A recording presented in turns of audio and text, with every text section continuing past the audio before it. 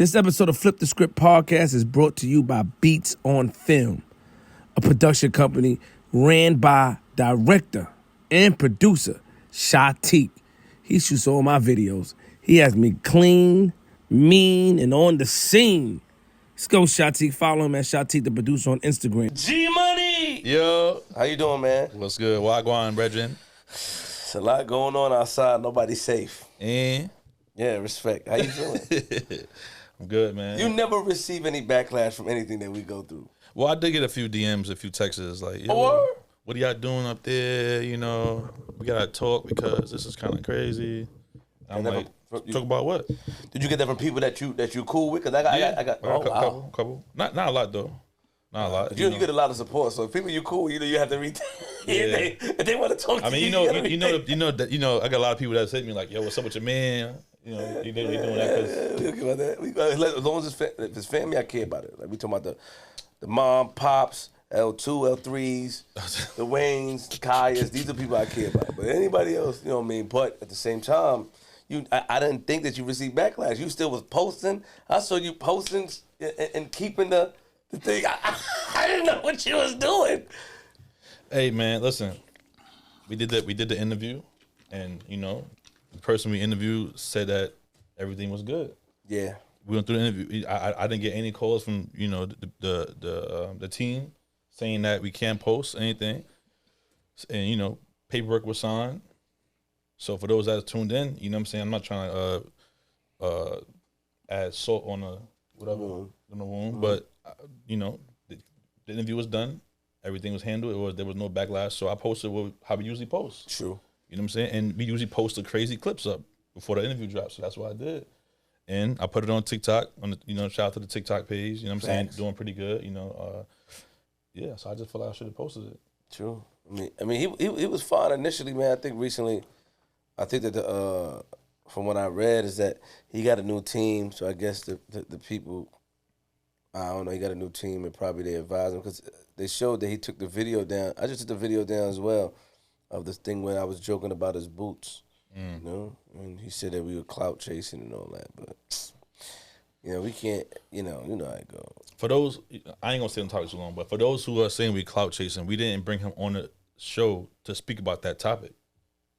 You know what I'm saying? It was about his career, it was about his show, it's about his life, and then it happened to go that way. So let's just put that out there. True. This wasn't a because we didn't know that. Yeah, I mean, I didn't know anything about it. I mean, right. You know, and I didn't know. And shout out to G Money.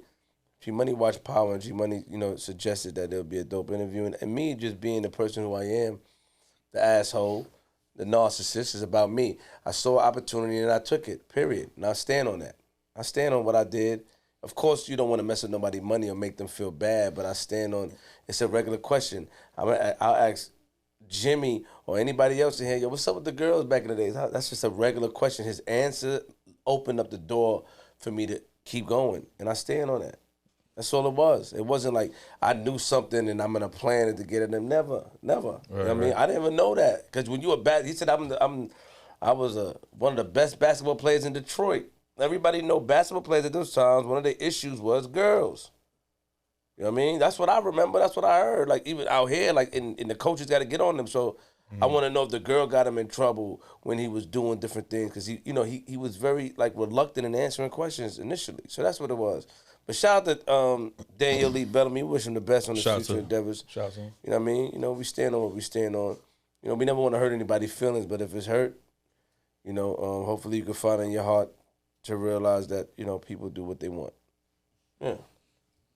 But you all right, though. You look good. I mean, shout out to A&I on the scarf. Man, it's got me a little spiffy today. That's how I'm feeling. Got this hat on. Shout out to Nav for the sweater. This also the queen get the money. I'm excited about this interview. Yeah. Actually, the gentleman has been waiting for a while. I remember Bass was telling us, we had changed studios and stuff like that.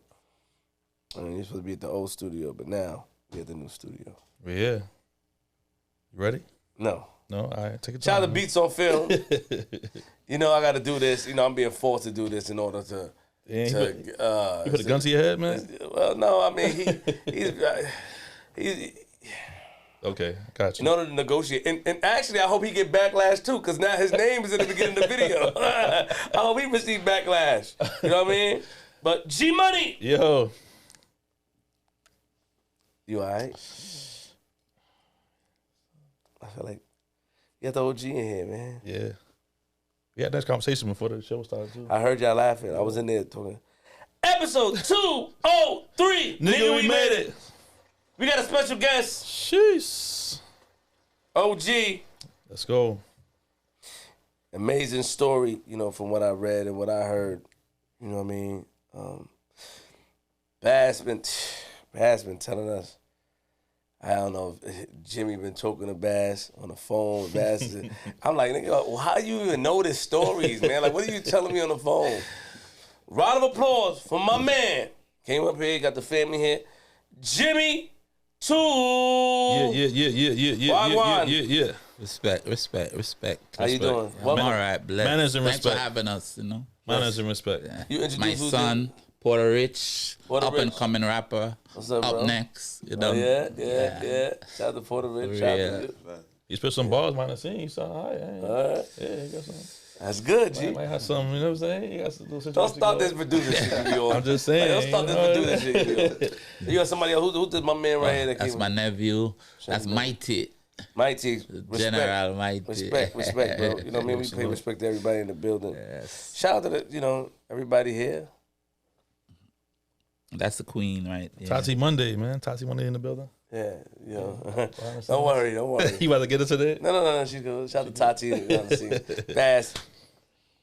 Shati. Welcome to Flip the Script. Welcome. Thank you for having me. You know, last time we were supposed to have you at the old studio in the city. At that time, something happened with the elevator. And, you know, we were concerned, like, well, not really me, shit. But, you can see. What you? Because Jamaica's got it. He'll figure it out. If he crawl up there, he'll crawl up there. He'll figure out, I go out there. Blood fire, you know what I'm saying? But, we had we definitely had some concerns before we left. And, by the time they said it would take 3 weeks, and by the time we left and then we took a break. But I'm happy that you were patient. I appreciate you coming up here. Yeah. Appreciate you being Puerto Rich up here. Thank you, man. And Thank you for having us get again. into this interview, man. Bless. Yeah, man. So tell us who Puerto Rich is. See, look at you. Tell us who Jimmy Tulle is, man. Jimmy Tulle. Well, I'm just I guess a regular street person. I grew up on the streets, New York and Kingston, Jamaica. Came over here when I was like 9 years old. But I was getting into a lot of little trouble fights because they always tell me, Mom, they saw my mother on 170 with combat boots on and stuff like that. So always being fights, So my mom's always shipped me back to Jamaica every year, So I kind of was back and forth all my life, my teenage life, back So and you born in forth. Jamaica? Yeah, I was born in Jamaica, You Kingston. You came to New York at 9. Yeah, I came to New York at 9 years old. What was it like growing up in Jamaica?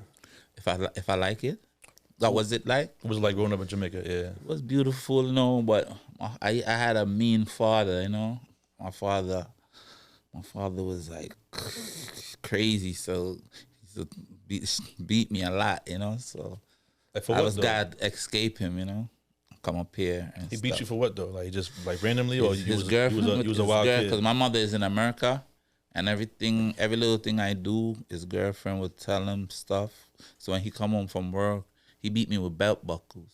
Oh, Like I'm sleeping, he hit me and beat me with belt buckles and wake me up. I run under the bed. He turn over the bed. He be throwing me from one side of the wall to the next and pick me up and throw me on the next side, stomp on me, jump on me, do me crazy, wicked thing. I be doing bad broken stuff, up when I'm though? going to school, huh? You was doing bad stuff like that though, or he was I just wasn't doing nothing. The lady just don't like me, and she What you did to tell make me him go crazy? I can't answer back to her. Like if I say, yo, you ain't my mother, or something like that. Okay. Oh, you ain't got no mother, nigga. When he come home, he tell me, I ain't got no mother. Where your mother at? She your mother. We talk about, she ain't your mother, So I always have to run away from him like a couple of times, So the last time I ran away from him, I was like about 9. And my mom just sent for me after a couple of months, me and my sister, and brought us up here and shit. Hold on, before we let's go back. So Pops, so you grew up in Kingston, Jamaica. That's where you was born. Yeah, Kingston was born. And then you said that he was extremely strict. Yeah, violent towards me. Violent towards you. But did he drink or anything like that? No. My old man, you know what he do? He gambles. You know, when he loses money, he crazy. You know? So what age? Racetrack, he gamble, huh? I'm sorry to cut you off. What age did your mother leave? What age? My mother left.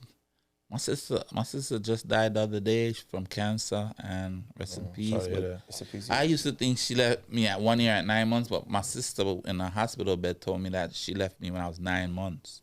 So she left me with my father and my sister. My sister wasn't my father's kid. My sister was 5 years old, but she left my sister with my father, for like 10 years. So, and then she was supposed to send for him. So between that 10 years, but she got married and stuff, and and didn't want to send for him. So I think he take it out on me. Like every time he see me, because I look like my mom.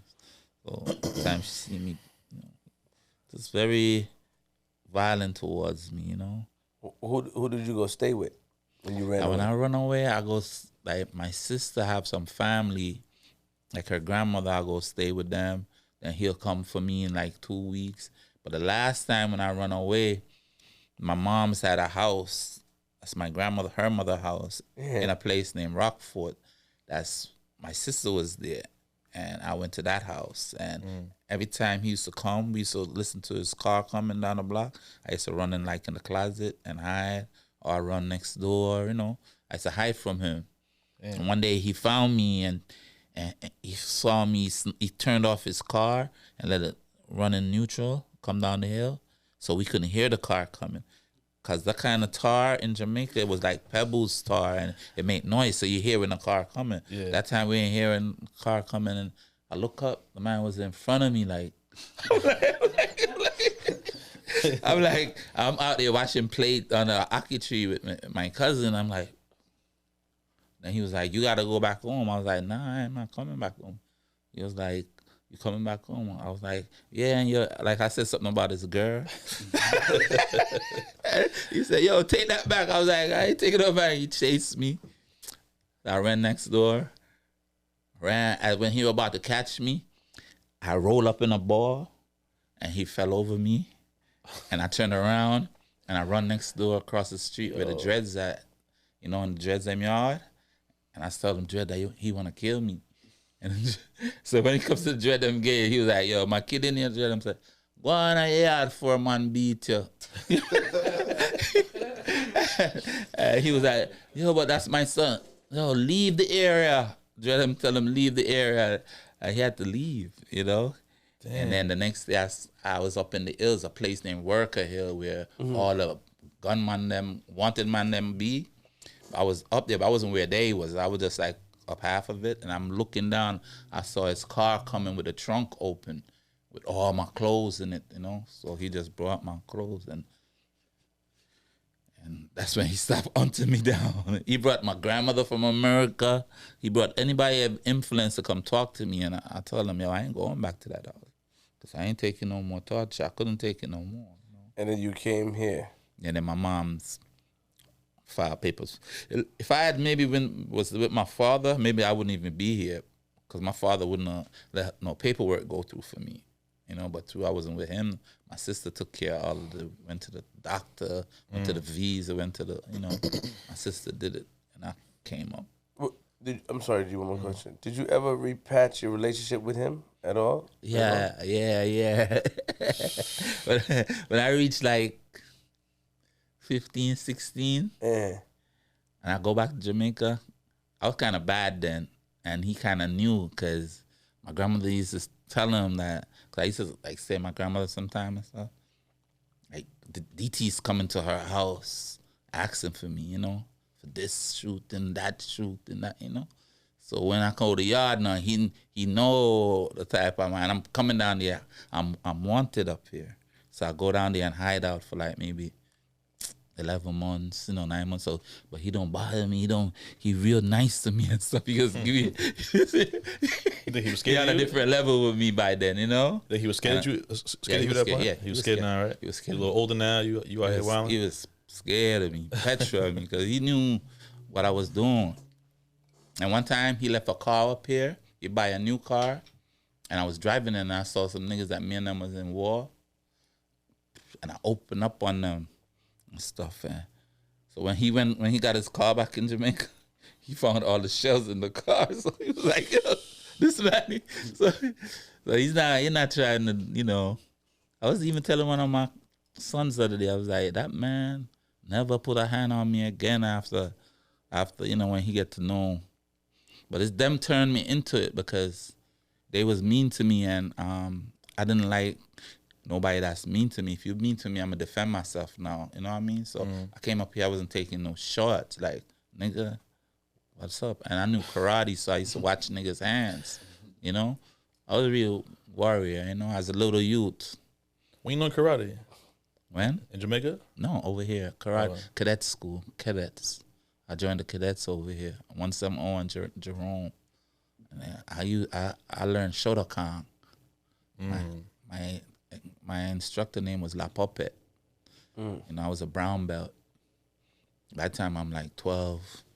A puppet. That sounds crazy. So, what the hell? What type of name is that?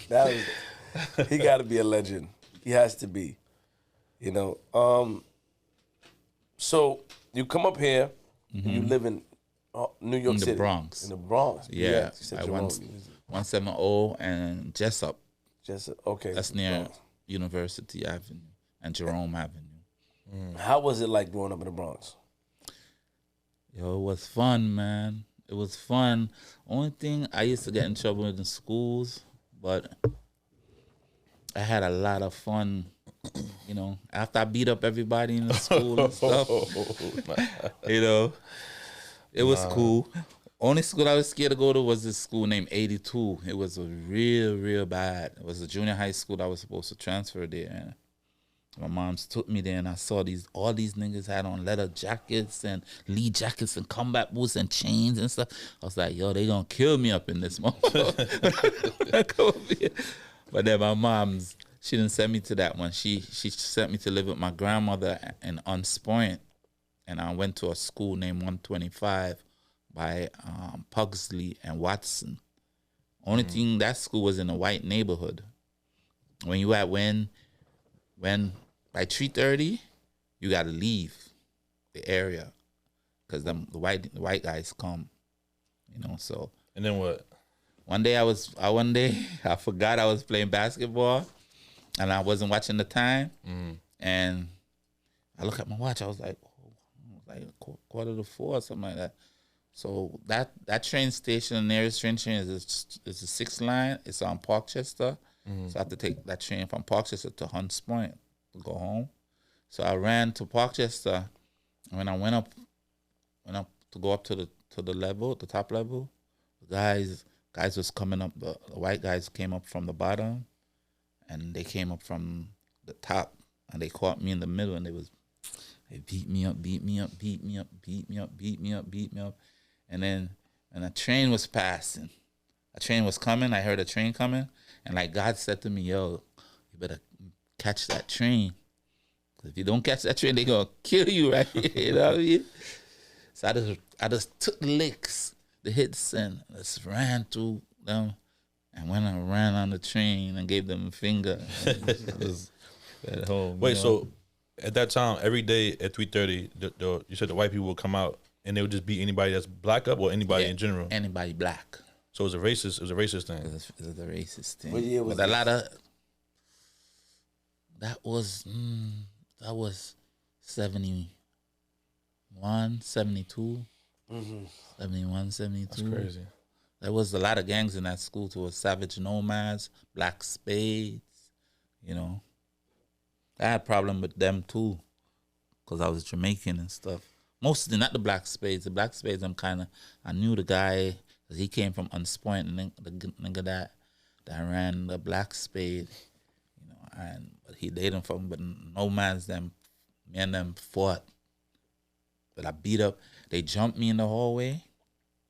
And then the guidance counselor came and pulled them off of me.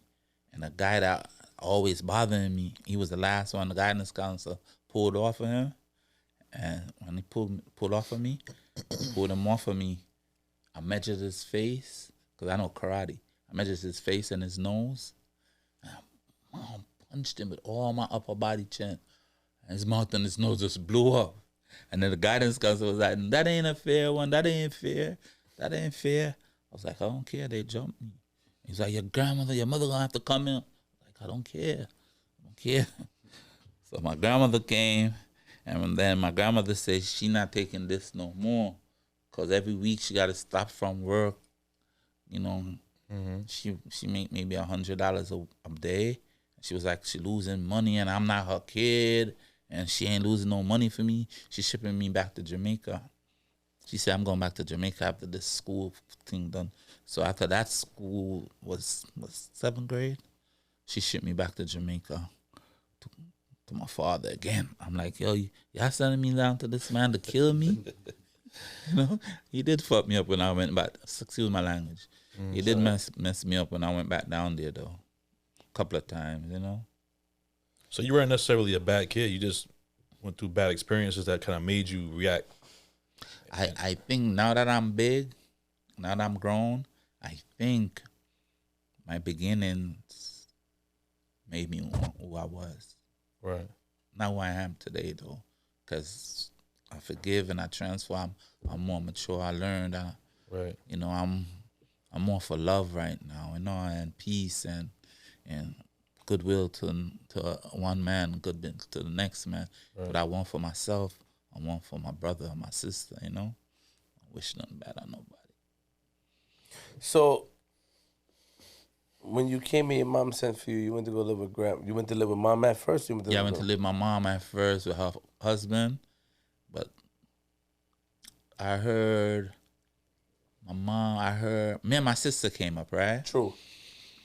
But my mom didn't tell her husband about me. You understand? Mm-hmm. So when I come up now, he kind of didn't really resent me, but he kind of wasn't too into me like how he was into my sister. Mm-hmm. You know, so he used to always give me cold shoulders and stuff like that. And you know, and then I had a little brother just born, and you know, he used to do me all kind of things, and I couldn't do him nothing. They was always on the side, hit me in my head with hammers and all that. You know, all that. So my mom couldn't hit him because she's with his father, and I guess he told her to let me bounce, told her I can't stay there no more. So they sent me to live with my grandmother in Hunts Point. Damn. So Been through a lot already. It's like only like 12, 13 years old. Ain't even hear the rest of the story. Yeah, you know. That's crazy, bro. But that's why I don't hit my kids. I don't never hit my kids, bro. They say that if you experience something, you're gonna do it afterwards. But not everybody's like that. Some people have the strength to be like, I ain't gonna let my kid go through. I ain't going that direction. Nah. So you after 7th grade, you said your grandmother sent you back, but then you went back to New York. You came back to New York. Yeah, came back to New York after I went back down. Did 1 year in boarding school down there in Mandeville, and I came back up. That's where I stay at, Mandeville, when I go there. Yeah, I went to this 7-day Adventist school down there named West Indies Training College, but it's called Northern State University now. I saw it, yeah. The big I university, yeah. I So I went to the high school part, yeah, but it was on campus too. That's because I stay in Mandeville. Every time I go to Jamaica, I stay in Mandeville. It's nice, My man. family is at, yeah. Bro, under the red dirt, mess up your clothes. Yeah. Stain up your clothes. Yeah. So you was up there in Mandeville, you was in boarding school, and then you came back to New York. Came back to New York, yeah. Grandma again? Grandma again. Blood fire.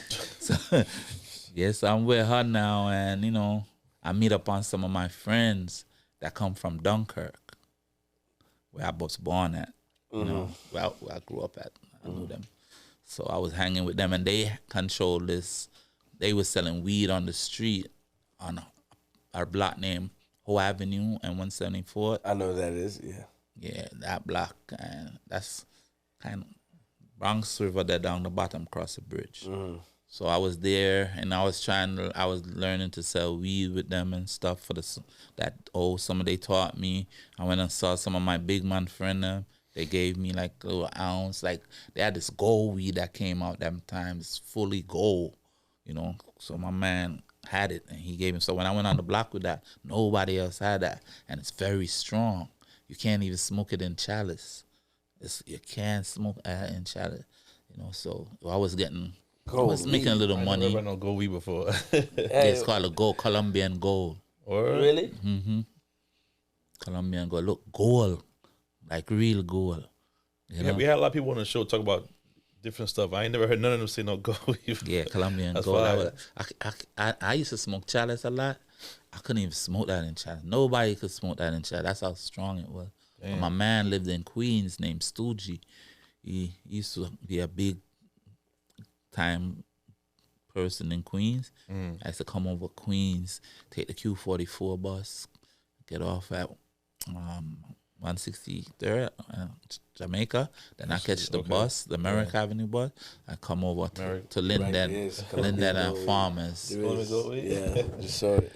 That's fire. You know, so from there now I start making a little money. True. But then when summer done, you know, my grandmother told me I got to go back to Jamaica. Again? She said I make her waste all her money sending me to school in Jamaica because I failed every class. Because I didn't go to school when I was down there. I only went to school 2 months.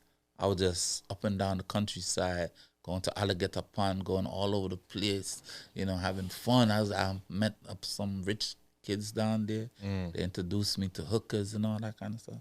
That's where I lost my virginity to a hooker down there. Word? Yeah. So you had some.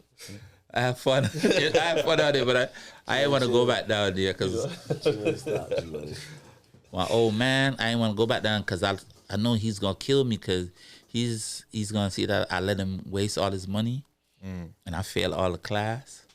So he's gonna, if I go back, if he see me, I'm in trouble. So I told her I ain't coming back. I ain't going back there, and she kicked me out. So I went to live with my sister, and that's where it started from. Now I started selling weed on the corner, and there's so much people on that street, like 20 guys, all them older than me. I was like the littlest one, smallest one, and I go there early in the morning to make money, or I have to stay late at night when everybody gone. So I always get stick up. They always stick me up. You know, like in the morning, they stick me up. In the night, they stick me up, you know?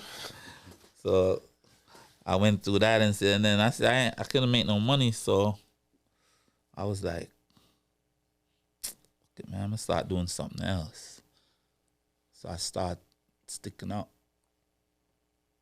You know, I started sticking up when I was like about 15.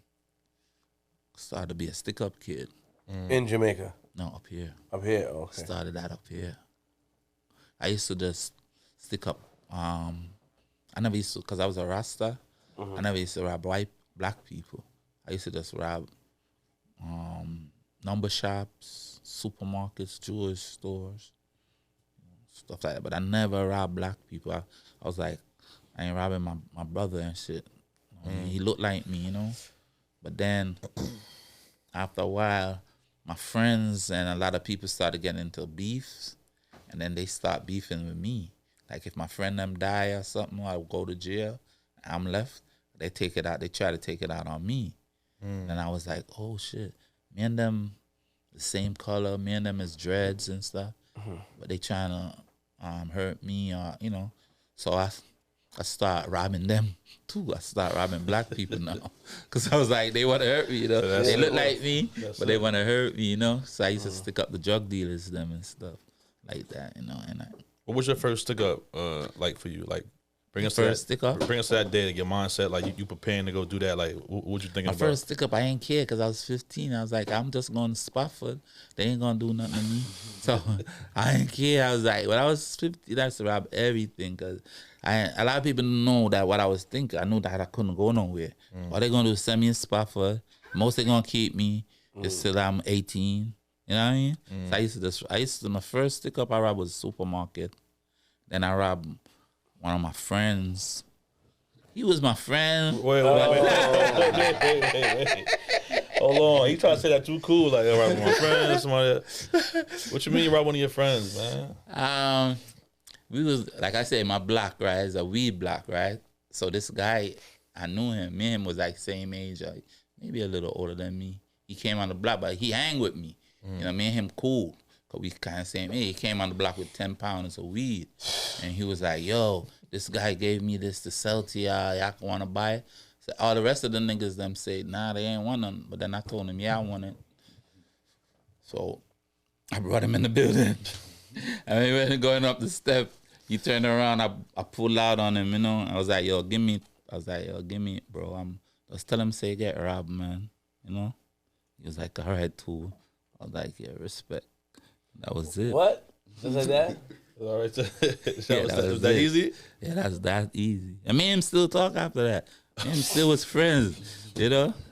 He ain't want no beef with me like that, you know? So the name Tulle came from that? You had the Tulle outside? That's where the name came from? Something like this bad guy from Jamaica named Yami Yowie. He's from Spanglers. He's like the best bike rider in Jamaica. He's real mean. He was my friend, you know? And then I used to name Jimmy Skeng. But then one day he looked at me. He was like, your name not Jimmy Skeng anymore. Your name is Jimmy Tulle. I was like, what? Me? Yeah. And when you walk on a block and turn a corner, everybody gonna run. I was like, yo, you talking about you? He was like, nah, I'm talking about you, nigga. I'm like, me? Ain't nobody running from me. You gonna see. And that's where the name Tulle stuck, you know. You know what's so crazy? Real quick before we get into like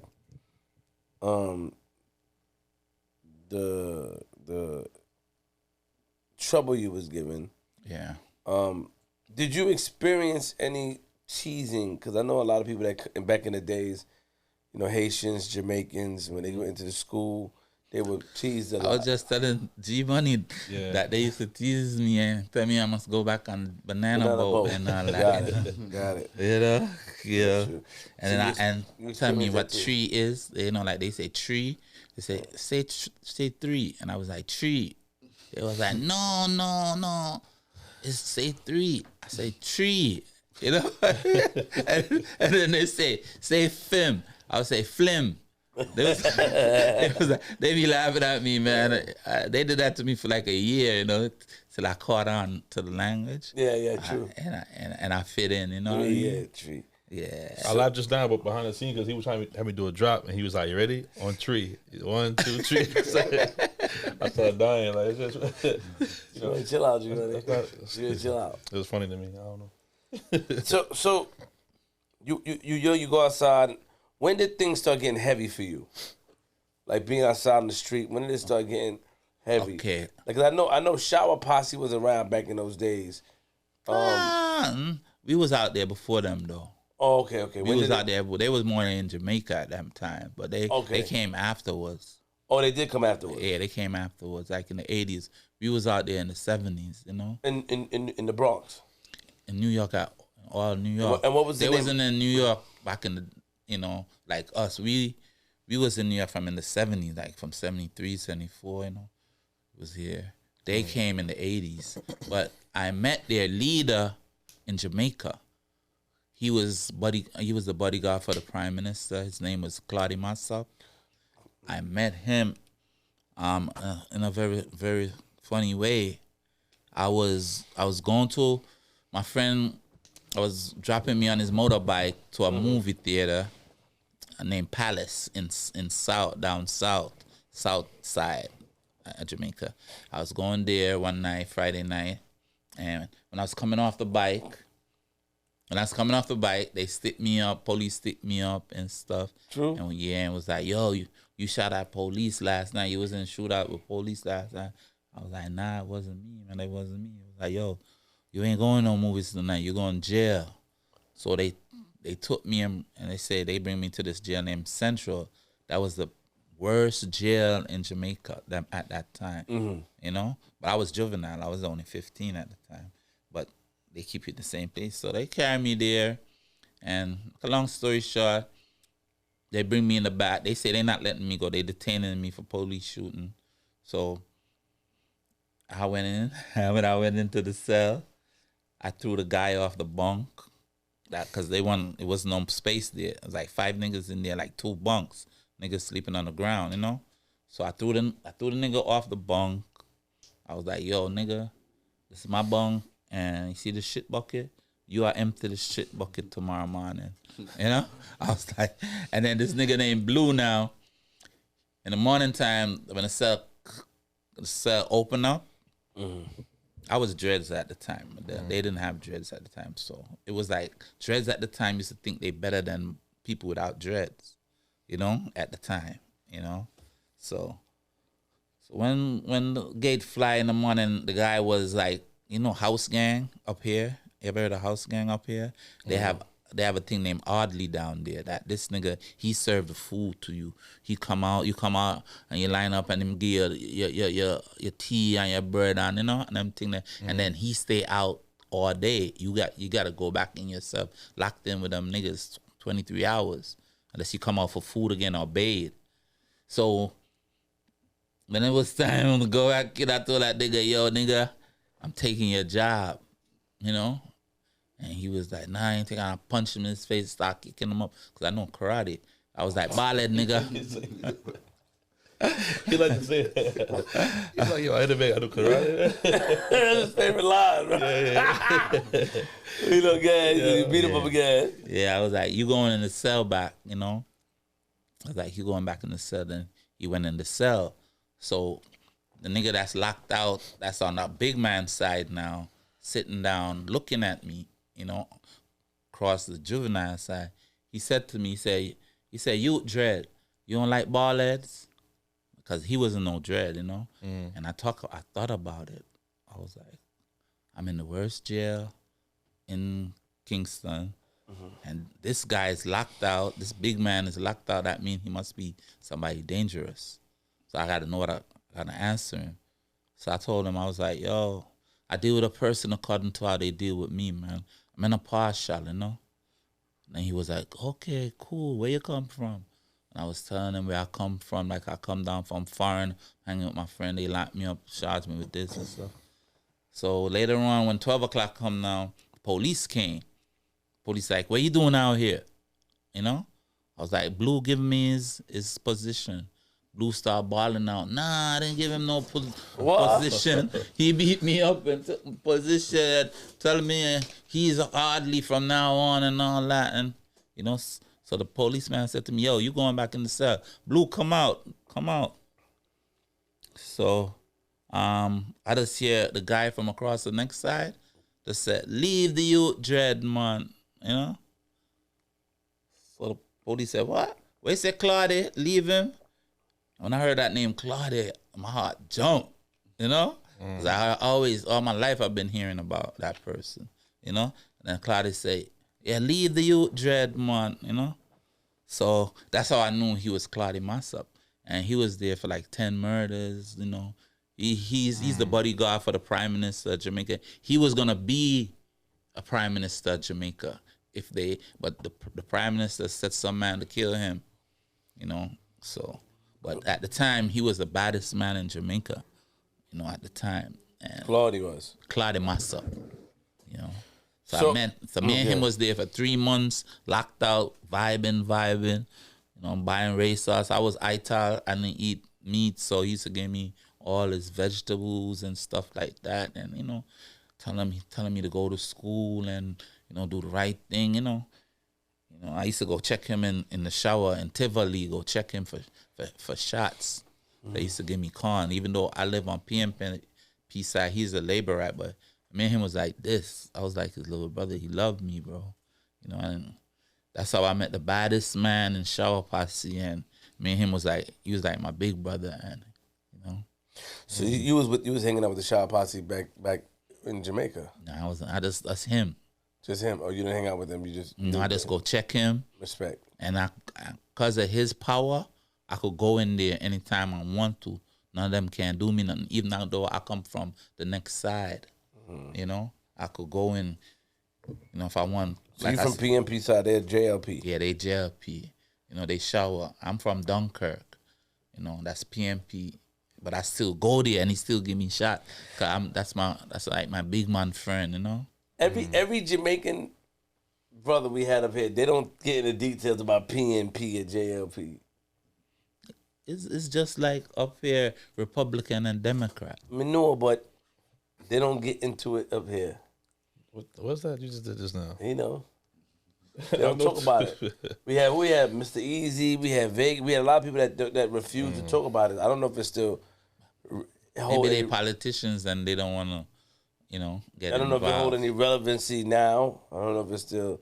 I don't care. I talk about it. I don't care because I'm not in none of them. You know, I'm not in none of the parties. You know, I'm a Rasta man. You know, I just deal with love and peace, and I don't partial. You know, Respect. You know, I don't. Both of them is fighting. It's oppressors. You know, both sides they're oppressing the people. True. Poor man. You know, keeping the poor man down. They get rich get rich, and the poor get poor. You know, Bob. So I don't really deal with that. You know? So. What was the crew? Okay, so you said Child Posse was in Jamaica. They came out in the 80s. Because they was tearing shit up in the 80s. They was tearing a lot of shit up. We can't, I don't Can't know. deny that. I don't know where the hell they came, huh? You can't deny that. Hell, I don't know what that was about. They was tearing shit up. But what was your crew called? You know, It was Dunkirk Posse. Dunkirk Posse. And back in the days, they used to have the Untouchables in Brooklyn. I think you mentioned that before. Somebody mentioned that before too. Untouchables. Yeah, I heard that too. Untouchables. They was very big. Too, I think Nuke said at the that. time. Probably. Yeah. Yeah. I knew the leader for that too. He was like my friend. It's like my best friend. The leader for the Untouchables and then the Rockfort man them. You know, they have the Rockfort man them, you know. Then you have all the other man them like 2 miles, all the other man them that come from, you know, all the other sections, you know. But it wasn't no shower back then. There wasn't no shower back then. So when did things get hectic for you? For me, Yeah. when things get hectic for me is when, like my friends, like I said before, like my friends start dying out. True. And they start going to jail. And then everybody used to show me respect. And when my friends die now, they say the only reason why we used to respect you because of your friends. You know?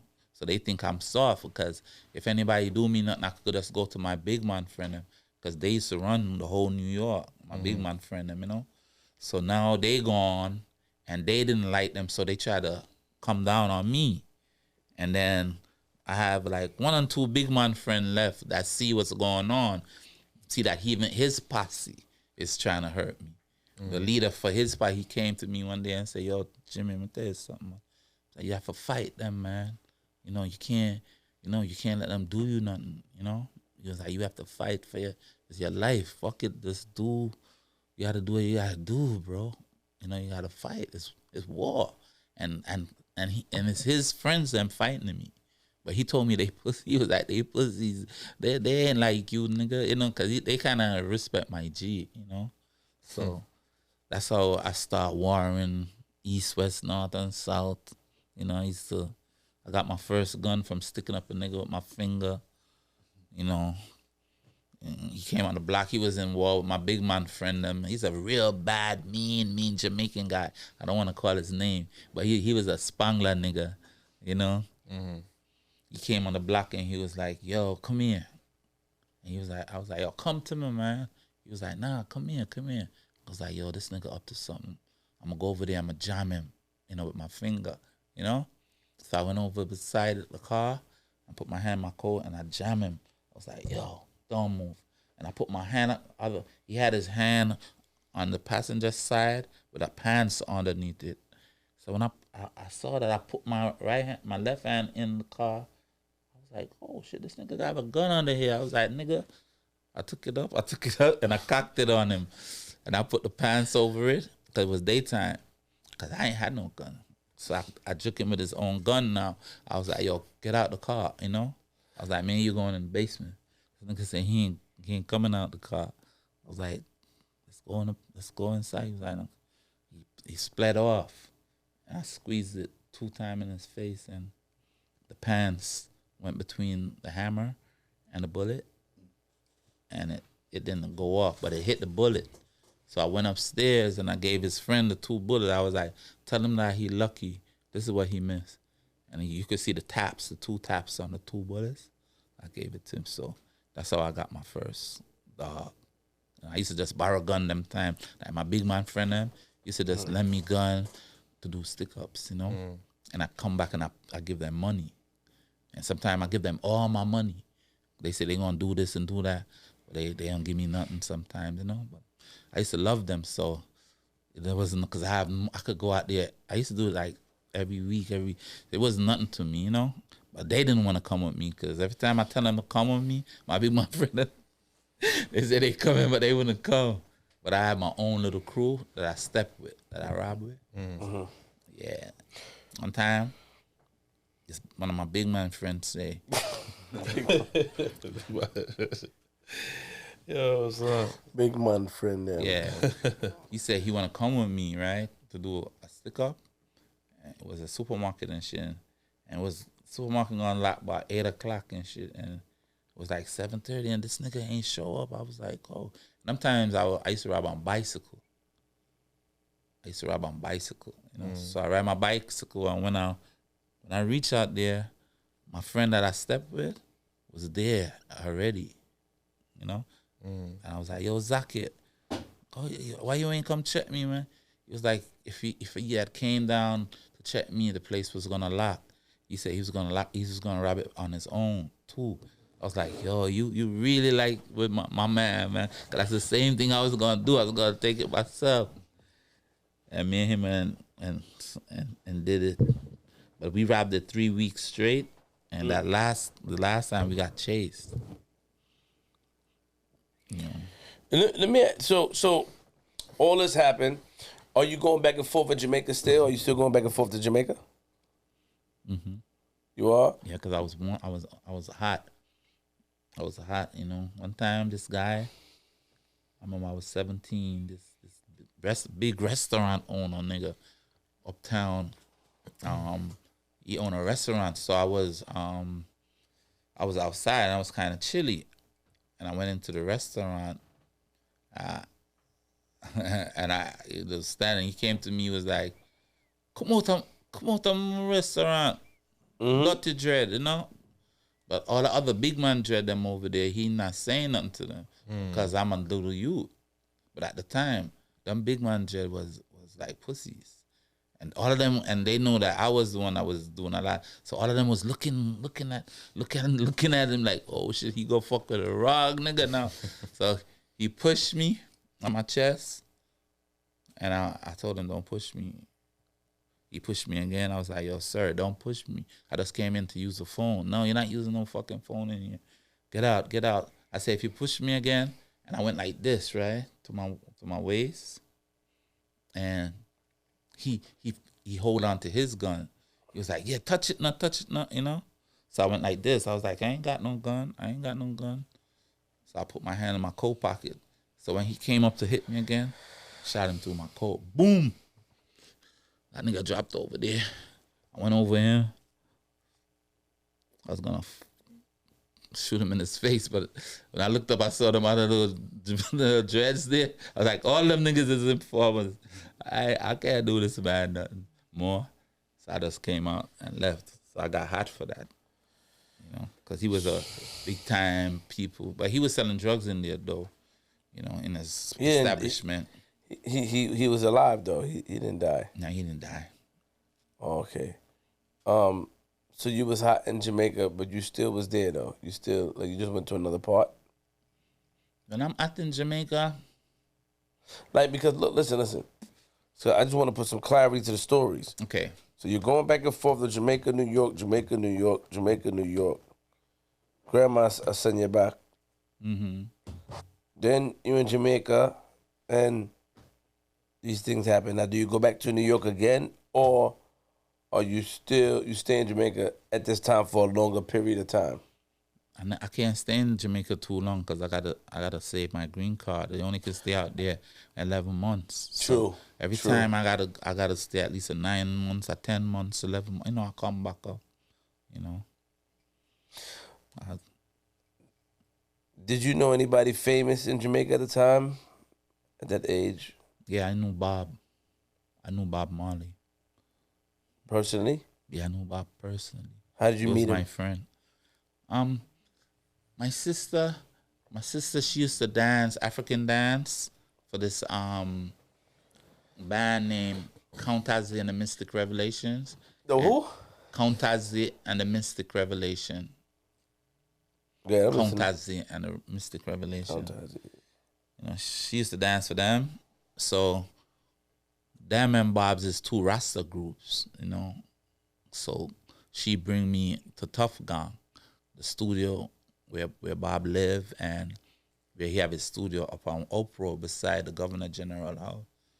So he bring me there. Before that, she made me meet the three girls that sing the I Trees. She made me meet Judy Mort, because Judy Mort was like her best friend.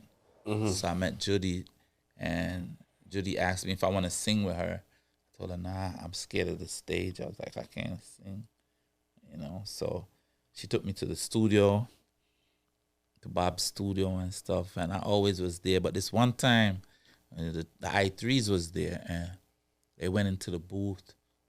All three of them went into the booth and sing. Then Rita went into the booth. I didn't know who she was, but the first time seeing her, I knew Marcia Griffith and I knew Judith. I didn't know Rita. So I said to my sister, the girl that black and ugly, eh? And Bob was sitting right here beside my sister. My sister was sitting here. I was sitting right there. I was like, yo, oh, the girl is so ugly. I was like, she can't even sing. And then my sister started hitting me on my side. I was like, leave me alone, let me talk. And Bob was smoking a big spliff, and he was listening to everything I said. I was like about 8 or 9 around that area. But then when we left, after we left, my sister started hitting me when we were outside. I was like, that was Bob's wife? I was like, oh, shit. So why he ain't saying nothing? Nobody know why he ain't saying nothing, Because I'm a little kid, and I'm worldly, and I don't know that black is beautiful, and true. I'm being, I would say a little prejudiced, because that's what I'm used growing up thinking. Like if you light skin, you right, and if you dark skin, So I guess that's why he didn't say nothing. But then after that, now I turned dreads and I started hanging with them in a place named Bull Bay in Jamaica. Mm-hmm. And then he came up here. Anytime he's up here, he's in the city for the deuce, Mm-hmm. So I used to go to his interviews and stuff like that with him and stuff like that. And one day I was there with my brother-in-law, and he was talking real Jamaican patois, And I said to my brother-in-law, I was like, yo, why he talk so bad? I was even stupid. I'm thinking that's bad. And it's not bad, but now I know it's not bad. But back then I was like, why he's talking that bad? They don't understand nothing he's saying. And my brother-in-law just laughed and didn't say nothing. I was like, yo, they ain't gonna understand nothing. I even felt shame. I felt a little shame. I was like, damn, why he talk garage Jamaican style, But then we left from there, went to his hotel. The guy that his cook didn't cook, and that's the first time I saw Bob get mad. I was like, yo, pussy, wait till my carry come a foreign fuck. You sit down here with all of the woman them. You supposed to start cook. Man go to work and come back and you just sit down here. And then Bob was like, go cook right now. I was like, that's how mean he is. But Bob was a bad boy there, Bob ain't no like no angel. Bob is a bad boy. Bob get a lot of respect from the streets. Yeah, he's like a real street nigga like that. So, and his wife, she carried up her own cook. You know, so they both have their own cook because they rastas, and you can't mix. Like back then, the girls don't cook for the guys, and you know, a guy have to cook for the guys. The girls cook for themselves. You know, like you don't eat from. In other words, you don't eat from your girl, bro. I'm telling you, that's how it was back then. You know, Really? yeah. Why though? Cause the girl them see them blood, and them you don't know when they gonna see their blood, when they seen their blood, so they can't come cook for me, cause they might be seeing their blood today, you know, stuff like that. Period It was stuff. a Rasta, yeah, it was period, it was some Rasta thing, you know. So that's how I knew Bob, you know. I went to his last concert in Madison Square Garden. I didn't even know he was sick and all that, you know. I heard he did good though. They say he did extremely well. Yeah, he did good. He's a great man. I think of him as being a messenger, and I see his demeanor, how he carries himself. You know, I really respect him, you know, because I think that's why I'm doing the music now. I think some of his music blessing rub off on me because I knew him. I was there with him. I was up and down with them, you know, smoking with them, you know, hanging with them, and then I come over here. I start doing music. And when I had my first group over here, I went to Apollo, tried to perform. They told me I can't perform without my parents, you know. So I tried a lot of stuff. You know, I used to sing like Michael Jackson and stuff. When I was little, you know. So it was in me. So I started my daughters them start a group, and I let my son them start a group. My other two sons quit, and he's still doing it. I saw that your daughter started a group with it was signed to Supreme. They said. Yeah. That was the first time I ever got somebody signed. My daughters, I brought them to somewhere over in Jamaica, Queens, you know, and he signed them for like a year and stuff, and send them to D&D studios in Manhattan. He used to always pay for them to do go a lot of places and stuff and perform and all that. But after a while, it just, I don't know, just fade away. They stopped going over there, coming over here to Queens and stuff. But before we do it, that was later on, and Yeah, that was like in '99. yeah. You jumping? Don't jump too much. Jump. You're in New York. There's trouble. You went to Jamaica. You almost shot the guy in the face. Shot him through your jacket. And I know you'll come back to New York and stuff because you know you said as far as the green card. Now And then I'm broke down there because when you go down there, you spend off all your money. So True. Unless you go do stick up down there or something on how you sell weed. I used to sell weed down there. You know, I used to go buy like a pound of weed in the hills for $5 and come back and sell it for $30 to the man them that bag it up. What y'all was called plug, to the plug guys. Yeah, you know, I go. One day I could give you a drama about that. sure. Yeah. One day I went to a place named Pricklepole, right, up in the hills of St. Anne. Me and my friend, he had a mini miner car where I used to drive it. So he's my big man friend. He's a little older than me, but you know. You gotta count how many times he said that in the show. Somebody put it in the comments, man. How many times he said big man friend in the show? Here's your big man friend. Go ahead. Well, me and him driving, right? And then we reached this store. I was like, yo, we're going to buy some sodas because it's hot in the car. 'Cause you ain't got no AC in the car back then, you know? So we saw this dread walking without no shirt on and barefoot, you know? And it was like 1 o'clock and the sun is hot. So the dread went in the store and bought whatever he buying. And like I said to the dread, I said, yo, you don't know where we could get some corn, you know? He was like, me have the best corn, man. Just carry him and go to my house, you know? So I would say, all right. So we carry him in the car. And we driving with this dread, man. We're driving with this dread over some mountains and valleys, mountains. So I kept asking him, yo, I thought you said you just live around the corner. He was like, just around the corner, man, just around the corner. Just around the corner, came up to like a gravel, the asphalt road stop. It was gravel now, gravel road, white small road. I'm like, yo. Then we came to this hill. There's nowhere else to go. Like I'm like, yo, bro, you walked all that way? He said, yeah, he left his house 7 o'clock in the morning and just reached the store at 1. And he left it. Yeah. And he left his kids, 2 kids, cooking, waiting for some butter and stuff. I'm telling you. So when we reach, there's nowhere else to go now. We have to come out the car. So I saw some dreads down the bottom of a hill with some houses.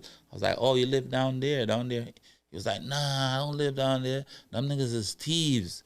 All they do is thief my weed and stuff. I don't mess with them niggas, you know?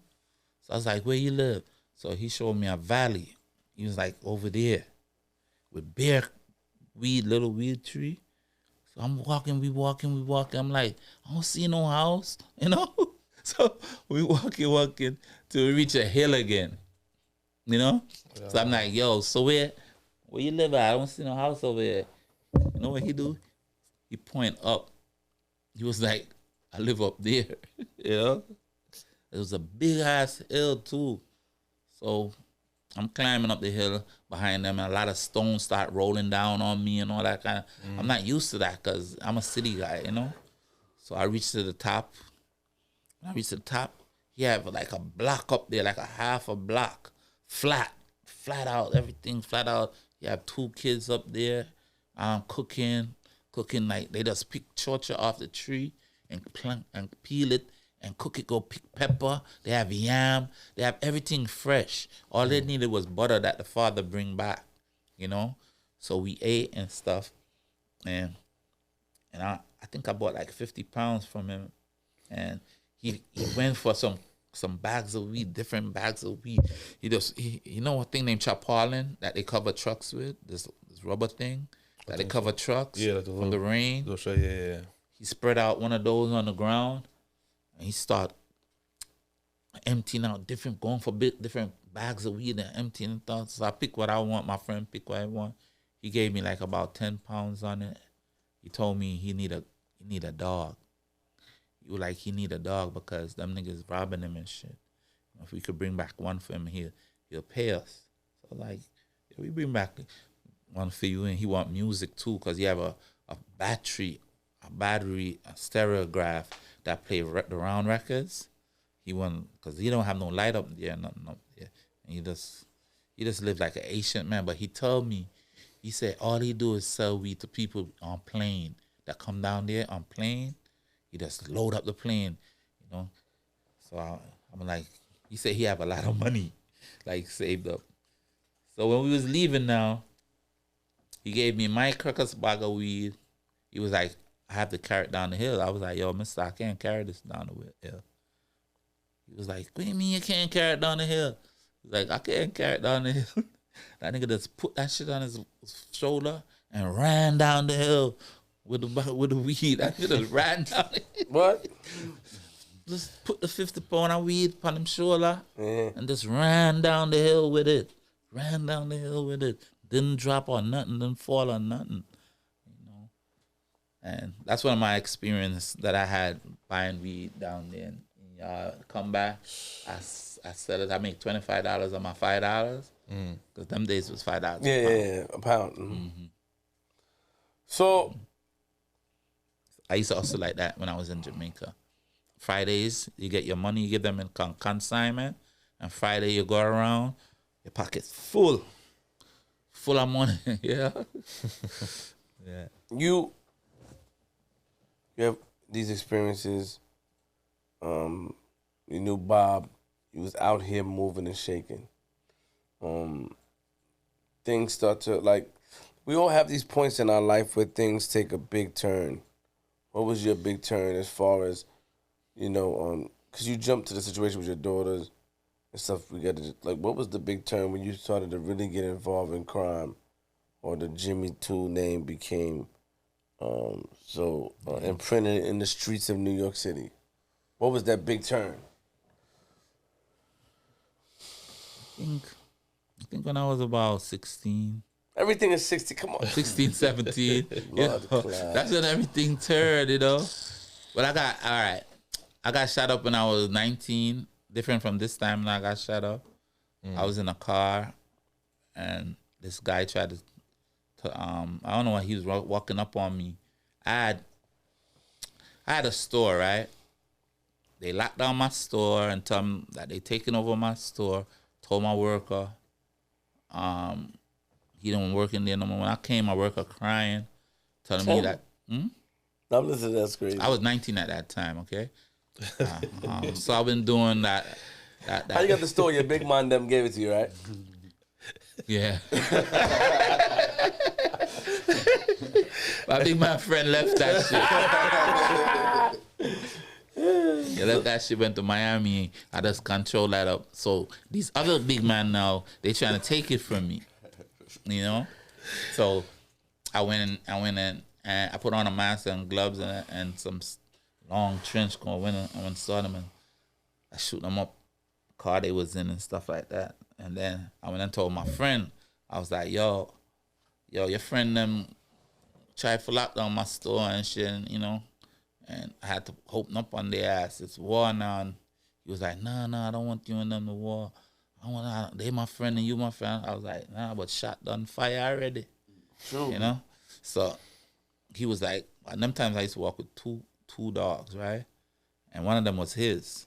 So when he said he's going uptown now to go talk to the guys to beg peace and shit, I drive him up there, and when I'm coming out the car, he said, let me back my gun, you know? So I gave him his dog. So I only have one dog sitting in the car now behind another car like this. And I'm there, and I saw a guy coming up on me. I knew the guy, though, you know? And I know he's a killer, you know? So he's coming up on me. I was like, yo, why you coming up on me like this, man? He's like, why I'm coming up on you like this? Why I'm coming up on you like this? And he pulled out on me, right? Mm. So from I see him pull out, I know what it is, what time it is, because I know who he is and what time he is. So I got low. I had my car them days, it was an old time Cougar, Mercury Cougar. It have a bump in the middle of it. You know, back then them cars have bumps in the middle, you know? So I put my head low, but I had my dog on the bump. So when I got low, he fired like 5 shots through the windshield and went in my headrest. And I fired one up in the air just to let him know that I'm heavy so he don't come over on me on the car. So I hit one, boom. And I looked up, that nigga running across the street, you know? So I hit one out of him. And then his friend come on my other side and open up on me too. So I'm there with my head, keeping my head low, hitting one at a time. Boop! Boop! You know? One at a time, keeping them off, till my dog went, that shit done. And I had just emptied up a clip on them niggas, 'cause I used to walk with 2 clips. So I had just emptied up a clip and shit, so I put my head up underneath. You see where the passenger put their foot? I put my head up on there, and they kept firing it, but they didn't want to come near the car because they think I'm full of tricks. I'll act like I'm dead, and if they come close, I'll open up on them, you know. But I wasn't playing. I didn't have no more shots. So I put my head up on there. My body, this part of my body was up on the bump. And they were just firing in my car, and glass start dropping all over me and all that. Everything started dropping in, and I started feeling like something shocking me, you know. So I was like, in my mind, I was like, oh shit, they shooting up the electric wires them now. So I'm getting shocked.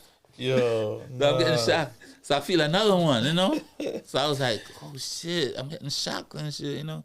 So I was like, yo, Father God, please let them stop. I can't take it no more. And then when I said that prayer, like about maybe 10 more shots, they fire, and then they left. I looked up, they started running, bending in the corner and stuff. I was like, yo, I gotta leave out of here because I was wanted. I was like, I gotta leave out of here. I can't get catch in the car. So I stepped out with my right foot, and when I stepped out with my left foot, that shit just bend behind me like this. Bend behind me, and I drop on my face. Wow. I dropped my dog. I crawled. I pick up my dog. And I put it in my waist, and I put my foot on my, because it was cut off. Only the skin was holding it. The bone was broken. It was just the skin holding it. You know, so I put my foot on my lap. Then my friend that I drove up there with came to me and asked me, "Yo, you got shot? You got shot?" I was like, "Yo, what you think? You know, you see me here, just drive me away from here, bro." So, cause he didn't help me, cause one of the guys, cause they said they never seen a shootout like that before, cause there was 75 shots they fired in my car on me, you know, and they never seen a man hold off 2 people before like that, you know. So I pick up my foot. When I told my friend to drive me away, I pick up my foot and I put it on my shoulder, and I hop back with one foot. I hop back in the car, the passenger side. I told him to drive me away. The whole car was shot up. Yo, wait, what? Hey, Jimmy, chill out, man. What you mean pick up your foot? What you mean pick up your foot? Jimmy, easy, now, man. It's cooler, man. What you mean pick up your foot? Jimmy, nah, I put my foot up on my shoulder. No, sir. Because it was bent, because the skin is holding it. It was no bone. The bone is broken. The bone Jimmy. right here. Yeah. True. God, everybody know about it in the Bronx. They say it's the greatest shootout ever happened uptown. Everybody know. Everything I tell you about me, everybody know about it, bro. They know me. Shower niggas scared of me like they don't even fuck with me. I'm the only man that one man went into a party and 20 man walk out, they say, Sunday morning. One man come home, I'll go on a party, and 20 shower come out of the club. That's how I used to have it. I don't like to brag and boast, though, but it was true.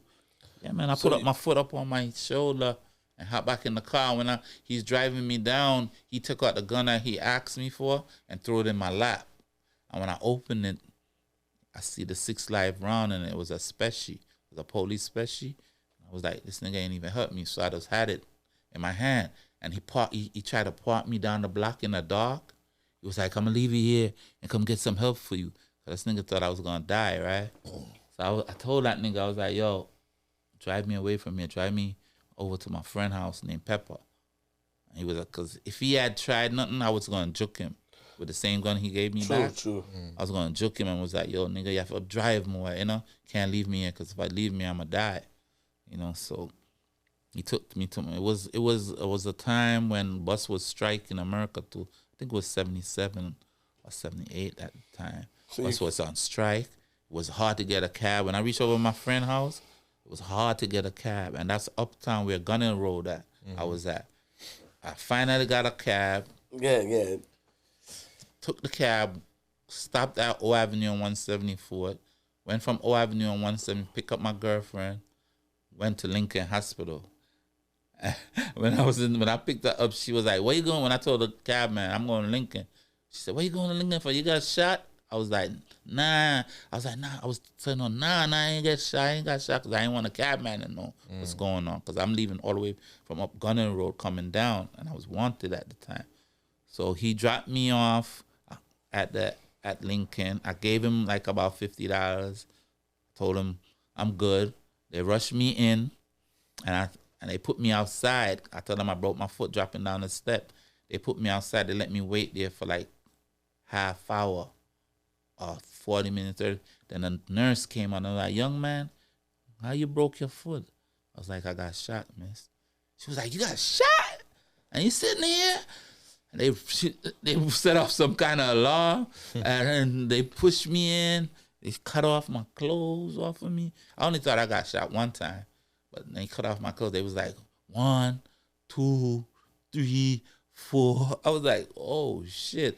I was like, yo. But how? Where? And they didn't operate on me because somebody else got shot like worse than me in their face and chest. And they told me they can't. They was worse. They had me wait from 10 o'clock that night when I reached Lincoln, and they didn't operate on me till 10 o'clock the next morning.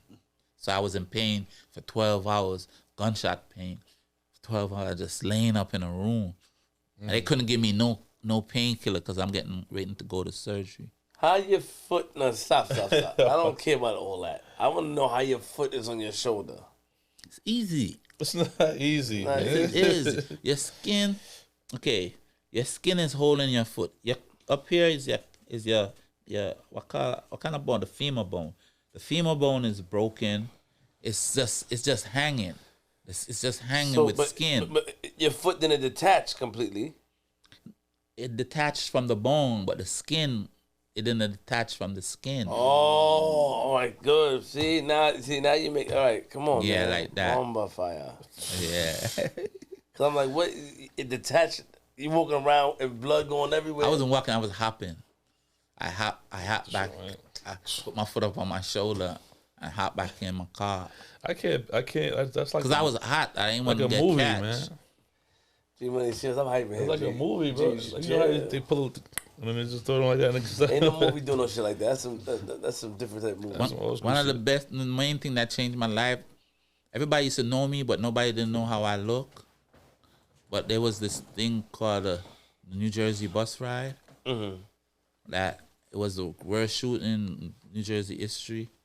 4 people died and 24 people got shot. It was a bus ride. I was over there. I got caught for that. I was one of the. They caught like 8 people. They let go like 5 and hold 3. But I got caught for it because this guy. You want to hear? You want to hear that? Mm-hmm. Okay, because I was on the news. That's how I was on TV for 3 weeks. I was in all the papers all over the world and all over the world. There's the worst shooting. It's an Oakland shooting in Jersey, Oakland, New Jersey. It was a park. My friend wake me up. I was in a hotel, right, with this girl and shit. And my friend knocked me up and was like, yo, drop me over to the bus ride. I was like, yo, I ain't going over there. I got a big body girl in my room. I ain't going nowhere. I'm chilling, you know? And he kept knocking my door. I was like, nah, man, I ain't going. But then I felt sorry for him. I was like, fuck it. I'm going to drive you. Excuse my language. I was like, I'm going to drive you. I'm going to drive you over there, but I ain't staying. You're going to have to find a way back over. But when I went over there, bro, it was so much girls and everybody was just dressed up. It was a real vibe over there, you know? Mm-hmm. So I was like, I'm chilling and shit. So we chilling. I see a couple of my friends over there and shit. One of them, he have a bag with a machine gun in it, right? Every minute he take it out, he was like, this me, carry, come here and on this. Boy, I can't bother me, this me, you know? So he kept putting it in the bag. I saw what he had. I was like, I ain't had nothing. Because I just wanted to drop him off my friend. I didn't go over there to stay. So I'm there now. I'm there. Then somebody came to me and said, yo, Tulle, watch this nigga coming over in front of y'all. He got a towel over his hand, you know? So I went to one of my friends that I know have a dog. I was like, yo, my nigga, see that nigga coming over towards us? He got a dog, you know, deal with him kids, you know? And he was like, yeah, I got it. So I went to my other man now. I was like, yo, let me a dog. You know, see that nigga come near it. That nigga said the same thing. He got it. He not letting me his dog. And they let the nigga come over to us, bro. That nigga came over to us. And that nigga just opened up real close range, a fucking machine gun, yo. On us, like, I started spraying. I got low. I got flat. I went behind the picnic table, the concrete part. The picnic table, you know, it got 2 sides. Mm-hmm. The concrete part. I hide behind one of that. I got low behind that shit.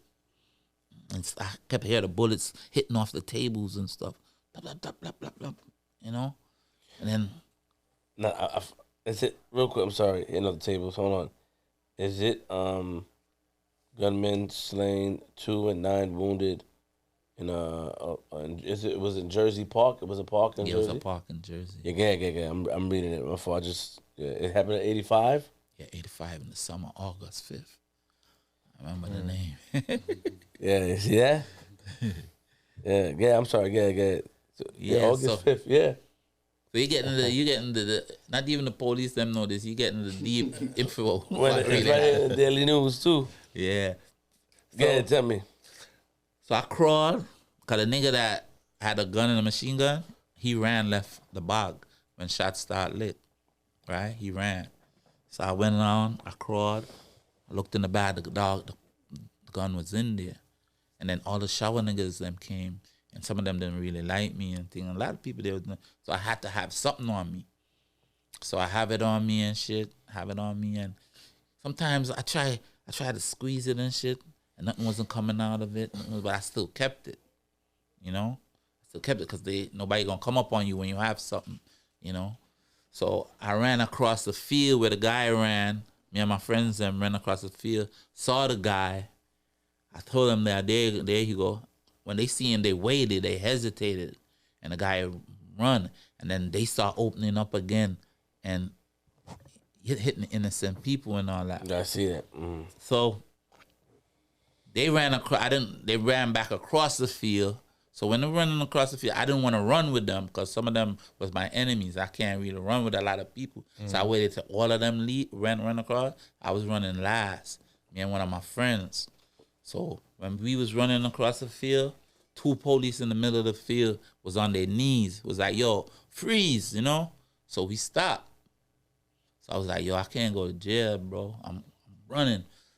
So I started running, and I heard, bop! When I looked, I heard something drop behind me. When I looked, my friend dropped. He got shot, you know? So I was like, you good? He was like, yeah, I'm good, you know? I was like, I'm going, B. So I started running, and I hear I'm timing the police. I was like, aim, get ready, fire. I dropped to the ground, and he fired, bum, bum, bum, bum. I heard them shits go over my head. I got up again and run, and I timed them. I was like, yeah, aim, get ready, fire. I dropped. Bum, bum, bum, bum, bum, over my head again. You know, I got up again. I did it 3rd time, same thing. Bum, bum, bum. Everybody on the other side was screaming, saying I'm dead. Oh, he's dead, because I keep dropping. But I'm dropping myself. Yeah. I'm timing the shot them, you know. And I reach across, and in the crowd, they separate themselves from me. You know, so I couldn't run nowhere else. So I was jumping over a fence, because at least if the crowd was there and they could have came around me and hide me and let me change my clothes, take off a shirt or something, you know. But they didn't do that. They got scared too, you know, because it was police shooting and stuff like that. And I don't know. I guess they didn't want to get involved. I don't know. But I was jumping over a fence, and the SWAT team nigga came behind me and hit me in the back of my head with a shotgun and bust my head.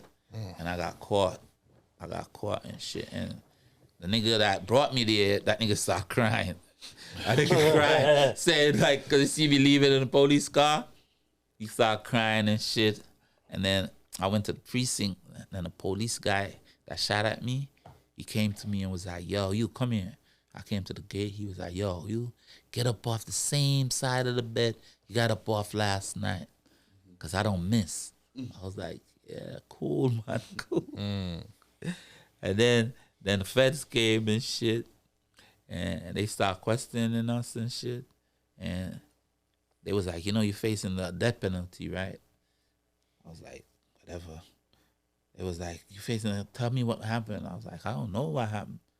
I was like, a matter of fact, give me the injection right now. Give me the injection right now. Give me it right now. Them niggas was like, yo, take him away from here, man. We don't want to talk to this nigga. That nigga crazy. That nigga crazy. And you know, I have paperwork on them. The same niggas that I was inside, what I was locked up with, they talk that night on me. Yeah, that's saying I had a machine gun and shit. So they charged me with a machine gun for the whole shit and stuff like that, you know. So went to court, you know.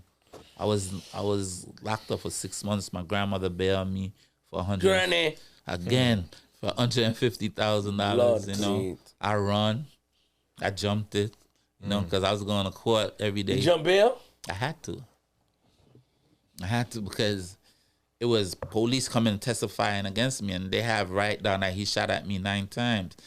Why he's gonna say to them like why he shot at me? Must be doing something. True. And he's coming in his uniform. I'm just coming in regular clothes. True. If I went on trial, I was gonna get facing like 30 years.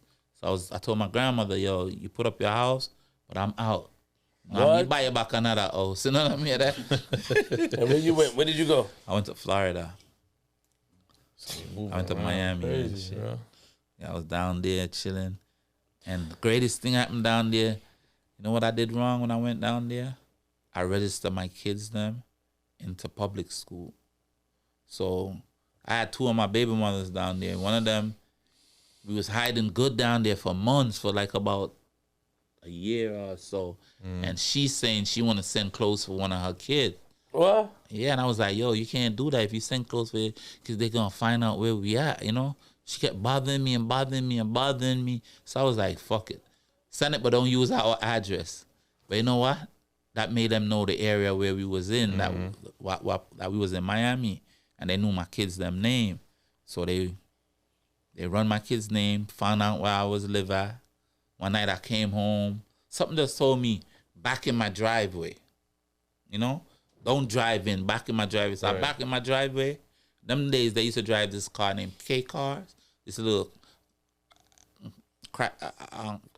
Dodge K car. I don't know if y'all, it was the old time days. Yeah. But nigga drive in front of me and look straight in my eyes and shit. I was like, oh shit. And my house is a corner house. So he went around and come back around on my left side now and look at me again. I was like, oh shit, they found me.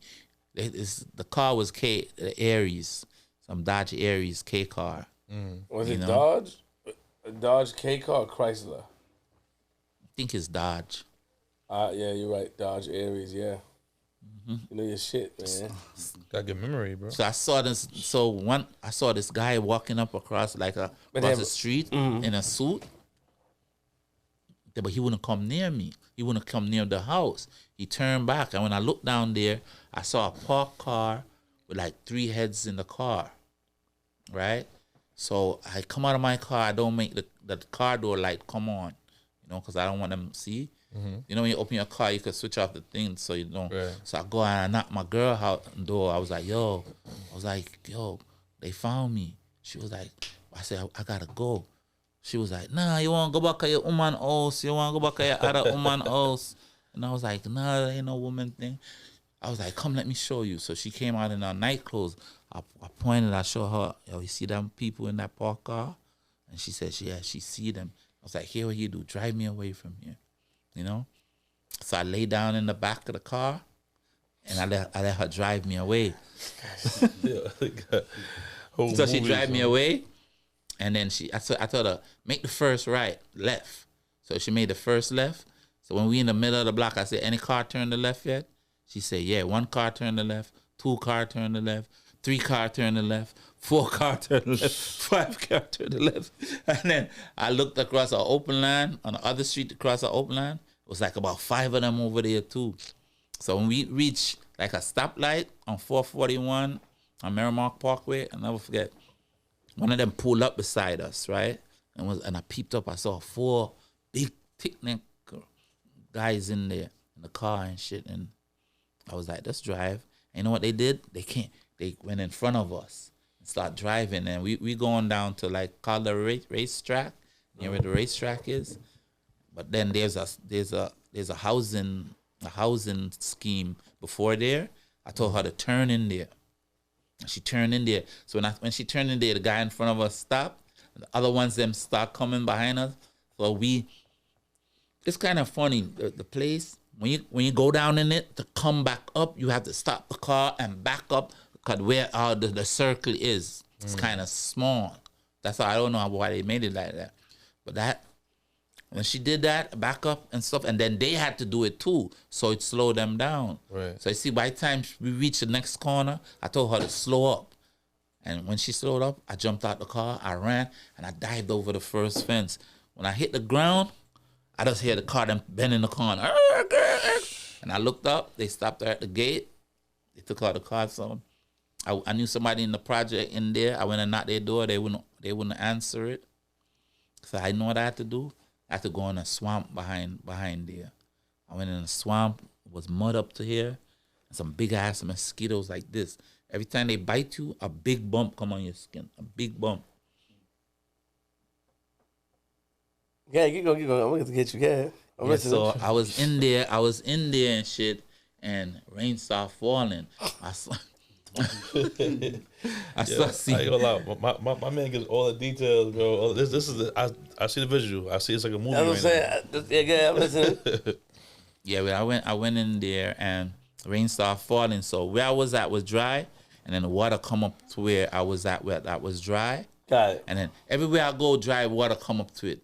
Then I was in there from 10 o'clock the night to 5 in the morning. By 5 in the morning, police them stop patrol. Like one car passed, and helicopter them gone and all that. Mm-hmm. So I was in there and I started getting chills because the rain falling on my back. Right. So I picked some. I remember what Rambo did in this movie. He picked some big ass leaf fucking thing. So I picked like 4 or 5 of them. Stop, man. Yeah, I seen it before he said. I knew he was gonna do that. Stop, I knew it. I could just try. You covered up your whole stuff like that. It worked. I hold it over my head like that, and it stopped the rain from hitting my back because I was only in this wife beater called DVD back in the days. It's make out of nylon DVD. I was only in that.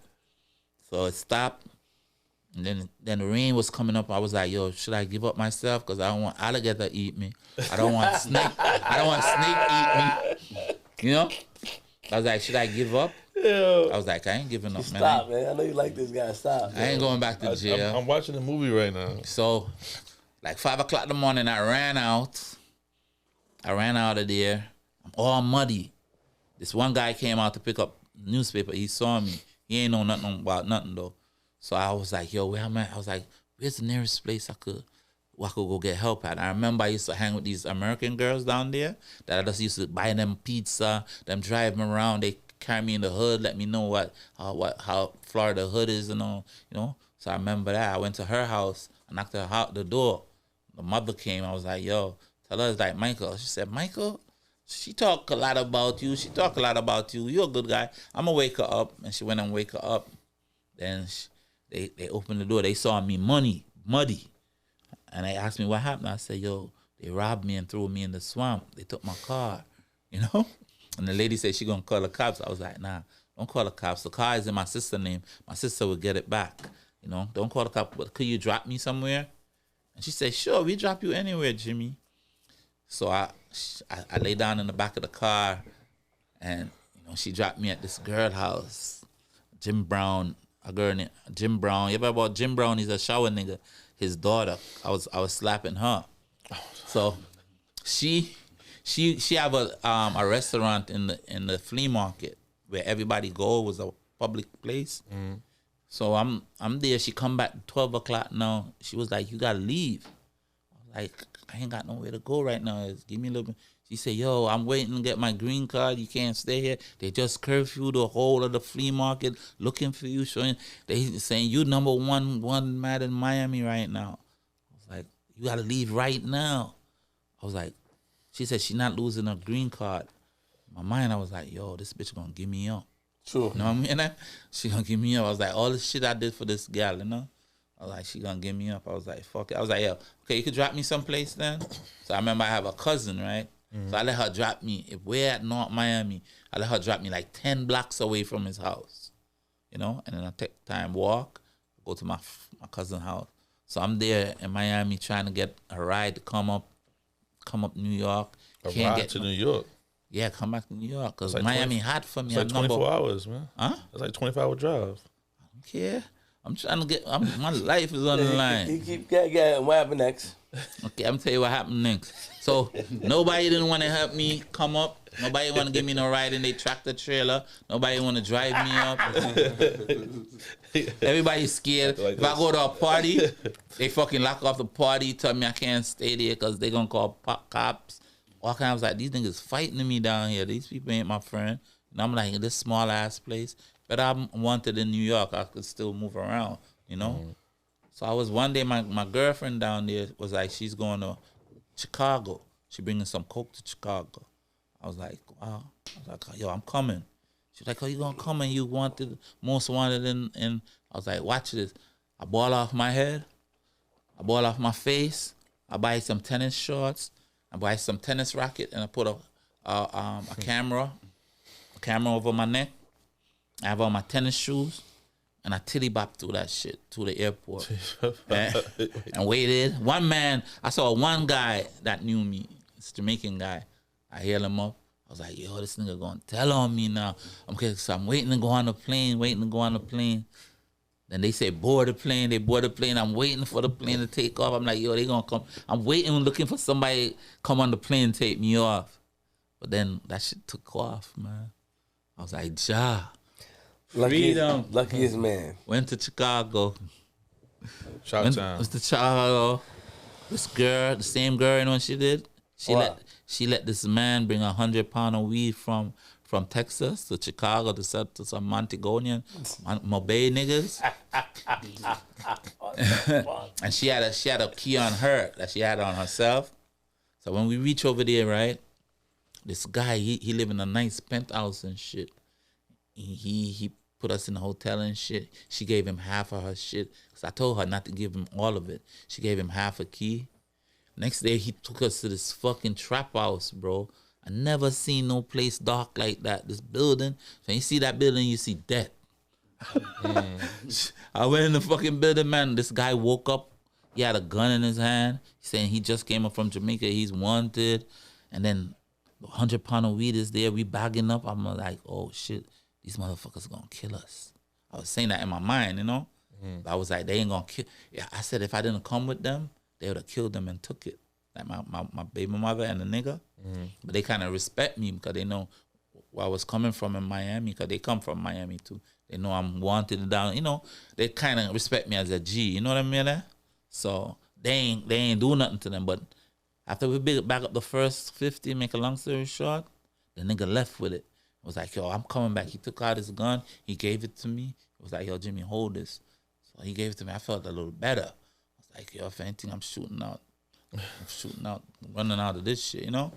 So after 2 hours, the nigga come back. Yo, I ain't got the money yet. You know, people them gonna give me the money later. When I heard that shit, I was like, oh, shit. Then the first thing as he come through the door, he asked me back for his gun. So I gave it back to him. I was like, give me. What did you give back to him? I sat at the door, like how you sat at the door. I sat at the door. I was like, if anything, I'm taking shot. I'm running through this shit. I'm, you know? Yeah. So we finished back up the 50. So we driving back now. He stopped behind his house, his condo. He was like, you want me to keep the 50? Or you want to carry it to your hotel? Then this nigga and my baby mother asking me, yo, Jimmy, what you think? We should let him keep it? I was like, I don't care. It's not my business. I don't have nothing to do with this. Y'all come in. Though y'all gave him 50 already, so what the difference another 50? Because I know what they was doing, you know what I mean? And I didn't want to get hurt. And I didn't want my baby mother to get hurt, you know? Facts. So what were they doing? Huh? What were they doing? They robbed 100 pounds of weed and a half a key. And them times a pound of weed was selling over there for $2,000. They went and celebrate that they robbed $250,000 from us. They was celebrating, bro. You know? But then the nigga tried to tell me to go. They have a club. They trying to tell me to go, whatchamacallit, up their club and shit, shoot up their club. I'm like, nah, man, you gotta pay me, nigga. You bugged out, Jimmy. Jimmy, what the hell, man? They've been through it all, son. So hold on. So hold on. The half has never been told. So all of this is happening. They they asked you what to do if you should give it. You said you have nothing to do with it, but you still was involved. I wasn't really involved. I'm just transporting. I'm on my way to reaching New York. I'm just stopping there. They stopped there to do business. It wasn't, but that's my baby mom. She carry carry a key, you know. So he robbed half of the key. I told her don't give him the other half, because he came back the next day, 3 days after, and was like, yo. I was like, where the money? He had like 10 niggas out in the hallway. Because when you look through the people, you know, in them hotels, you could see down the hallway. You see like about 10 niggas down there. Him and another nigga came in. I told my baby mother, I was like, yo, anything he say, just say yes. Yes, agree to everything he said. So he came in, he held me up. I was like, yo. He said, yo, I soon get your money, right? I soon get it. Let's give me a few more days. She said, yes. Everything. Tell the guy about the weed. Him soon get the money too, you know. Yes. So when he left, I was telling her, you don't know nobody else over here we could leave? She said she know one place. She took us to a fucking hood in Chicago, yo. But it was better than the hotel. Of course. That place, that's the first place I ever went in my life that everybody come through the door, have a gun in their hand. Woman, man, In kid. Chicago. I'm sitting right there in the couch. Everybody, I was scared, yo. So this lady came to me. I was like, yo, you have an extra dog? She gave me one to keep. And then we fly from there to Cleveland, from Cleveland to Boston. Gave my cousin the other key that she said she had, half a key. Take a Greyhound bus from Boston, come back to New York. So And then the nigga bring up £100, come New York, cause to give me, what them call it, so I just took it. I took like 150 from him. pounds. He sent up, I went to Texas to help him box that shit up. He told me he's gonna give me this to 100 fucking, to go back to Chicago, to go whatchamacallit. So when he came, I took 3 boxes, 150 from that nigga and his friends. I was like, yo, I'm gonna go back. I just laughed at them. I was like, I ain't go back. That's my problem that y'all put me through. You know? So I came up off of that nigga too. Cause I was hot, I was wanted, I ain't had no money. I came back, I used that shit to rent an apartment, put my kids and shit. Chill. When did you get caught? I get caught. I was wanted. You want to tell you the truth? I was wanted from I was like 19. I was wanted from I was 19. I got caught when when I shoot that guy when I was 17. I got caught when I was 19. After that, I was wanted for like a lot of bodies and shit, and I was on the run till I was like, I got caught when I was like from 19 to 30. Really? 30 years old you got caught? I was in Bronx house for 2 years. I'm the only nigga ever been in Bronx house for 2 years. They kept me there. They liked me. I was working suicide. That's where I met Slick Rick at. You know, they wanted to take out his teeth. So how much time did you get for all these? They had to put everything together. I mean, for the jersey stuff and everything. I beat everything except the jersey thing. I just copped out because they ain't want to go to no big trial with that shit. Because that was old case now. Because it was like 5 years, 6 years old. They ain't bring me to no. I just copped out to a 3 with a 5. I sat in Bronx house for 2 years. With them have a fighting a body. Other bodies dropped off of me. I went to trial in Bronx for a body, beat it, came back not guilty. They said they bringing me to Jersey now. So when I went to Jersey, I tried to get the 2 years that I did in the Bronx house as to put on the 3 with the 5 that they want to give me over here. But they told me they can't do that. Because I was telling them I ain't shoot nobody. They was telling me the judge said I had to say I shoot somebody. Not shoot somebody, I shoot the gun. So I told the judge I shoot the gun up in the air. And he had to give me the deal, you know? So, because that nigga said if I don't take that if I ain't take it that time, I was going to trial.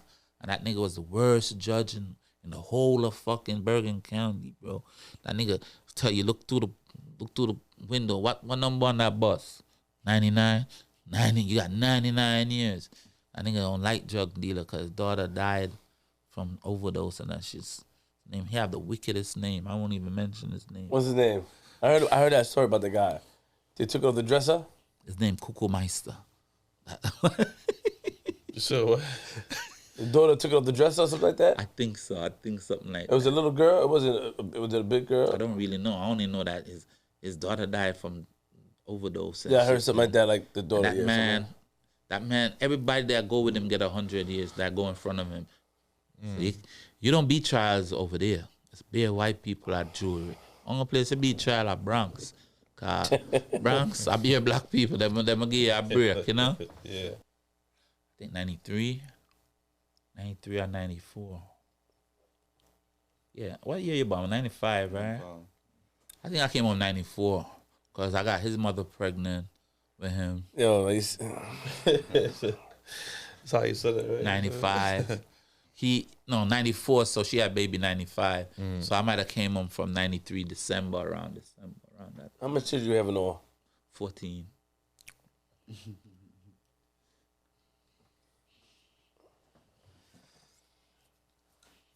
Damn.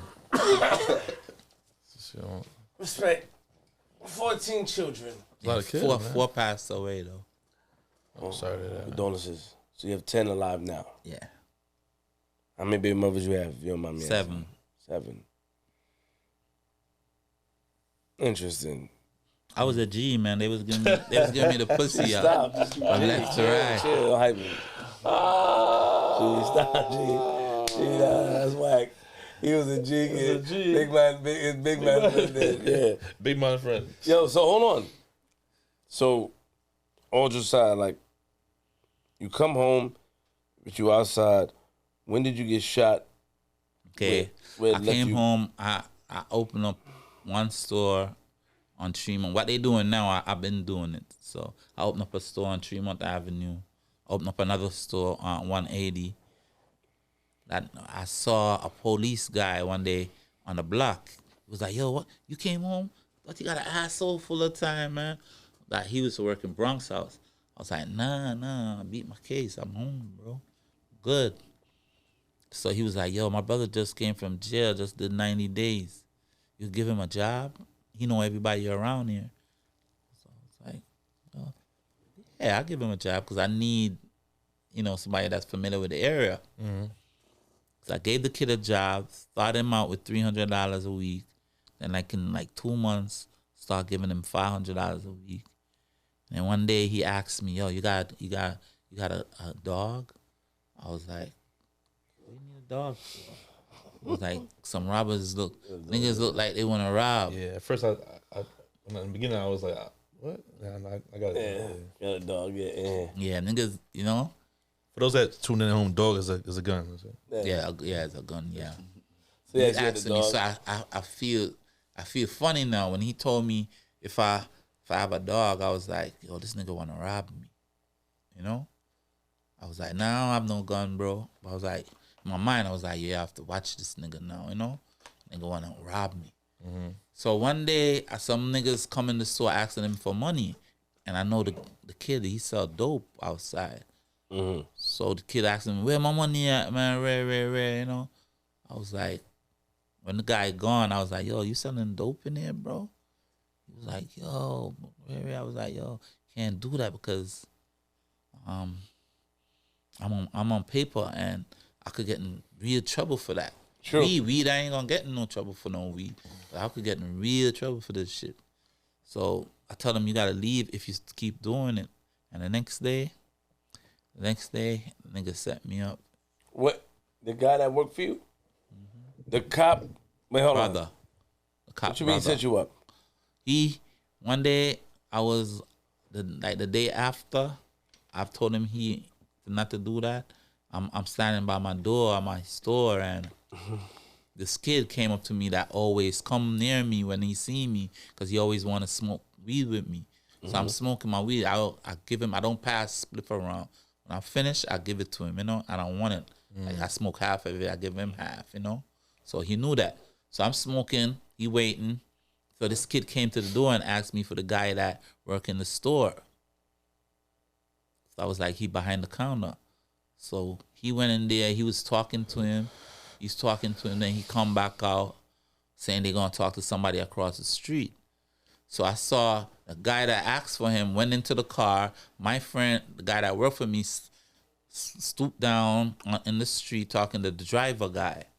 Then the same two come back around. And you know what he said to me when he's coming to the store? He was like, "Yo, Ross, everything cool, man. Everything cool." And I was like, "Oh, shit. Everything hot." 'Cause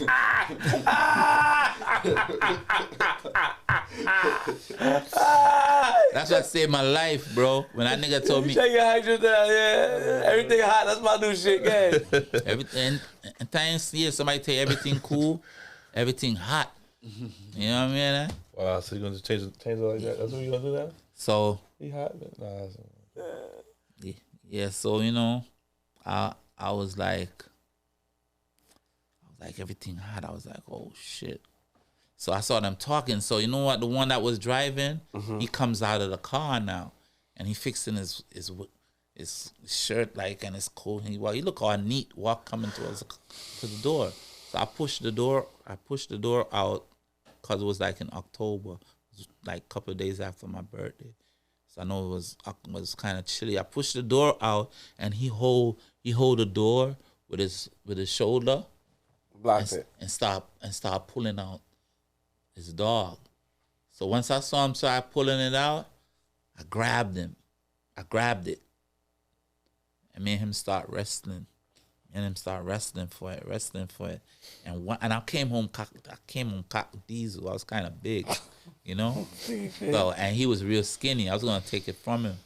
So when I was about to take it from him, he squeezed the trigger, and the same leg that was broke before, he shot me in the same leg.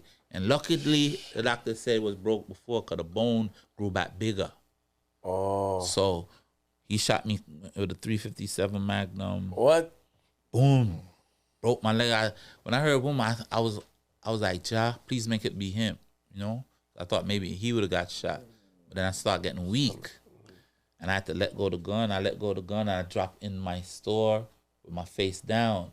And he shoot me in my back again. Boom! You know, with a Magnum. And I laid there like I was dead. When I got the second shot, I ain't move. And I started trying to feel my toes. And I couldn't feel my toes. You know, I was like, I ain't gonna move. I'm gonna play Machiavelli on this motherfucker. So I laid there. You know what he did? He shot up the guy that always smoked with me. He emptied his gun. The guy hold up his hand to his face and mash up spin up his hands and shit. So The guy lived. The other guy he's out he there. lived though. He lived too. You know, but this is what happened now. When I'm laying there, I just bought 30 feet of carpet, and the carpet's store carpet, you know, the rough carpet. So the guy at the corner at the top of the place that came first, I turned my head and looked up, so he saw that I wasn't dead. And that nigga pull out a big black gun, pull his hat down on his face, start walking down on me. And then, like, God came to me and was like, yo, get up on your elbow and come out the store. Don't let him come down on you. He said you was the best in prison in pull-ups and dips, and I was. When I was in jail, I was always wondering why I was so good at it. So I got up on my elbow. My foot was at the door. I got up my elbow. I turned myself around. I used my head, pushed the door, and I crawled out as far as I could go on the sidewalk, and I turned around. And the kid came to the door. He looked at me with his gun in his hand. He looked at me. He looked up and down the street. There was nobody there. He looked at me. I looked at him. And he did that like 2 times. The last look, he looked at me. And that nigga just went back in the store. And they left through the back. You know? And that's how I got paroled. They gave me 25% chance to live. Damn. I was in a coma for like 2 weeks. So the guy that came out with the gun that looked at you was the cop's brother? No. The one that came and asked for him first. Okay, but where the cop brother all this whole time? He in the store. Acting like he don't know what's going on? I'm 30 feet away from him in the front. He up in the store behind the counter. Because I had bulletproof glass at the counter too. Got it. You know? So he was there. I don't know what he was there. He set me up for them to rob me and kill me. How you know he set you up though? What made did you find? Because him and them was talking. Oh. He told me everything was cool, right? So that means you set me up. They tried to kill me. They pull out a gun on me. 2 of them pulled guns on me. Both of them. You automatically knew it was him. Knew it was him that set me up. Yeah, automatically after you know. Or you. I know it was him because he's the one that told me everything was cool, and both of them came to see him, and he came out of the store. He came out of the store and went and talked to the guy that shot me in the car. Remember I told you he bent down outside and was in the street and was talking to the kid? Mm-hmm. And then when he came back in with the guy that asked for him first, the guy that was driving the car came across the street and pulled out on me and shot me. So why you think he let you why he let me live? Yeah, because he had opportunities clear. Yeah. You know what I'm saying? Like what made you know why I think he didn't let me live? Tell you the truth. I think because I didn't beg him. If I had opened my mouth and said, don't shoot me, please, he'd have killed me. But I ain't beg him. I think he might have respect my G. Yeah. Might have said, oh shit, this nigga crawl out, got 2 Magnum shots, and that nigga crawl out the store, and he just looking at me. He ain't even say, yo, don't shoot me again or nothing. I'm just looking at him because I'm looking in his eyes too. You know, I'm making, you know, let him know that, yo, you know, I ain't begging him or nothing, but what he gonna do? But I'm so glad he didn't shoot me again because I couldn't take another shot because the bullet came in it hit out my kidney, it hit out some of my, I only have 1 kidney now, hit out some of my intestine, hit out my spleen, and it stopped underneath my heart right here. It's still there right now. Bullet right here. Damn. And I say to myself, it's either because it was a exploding bullet. When it go in me, it explode. Both of them explode.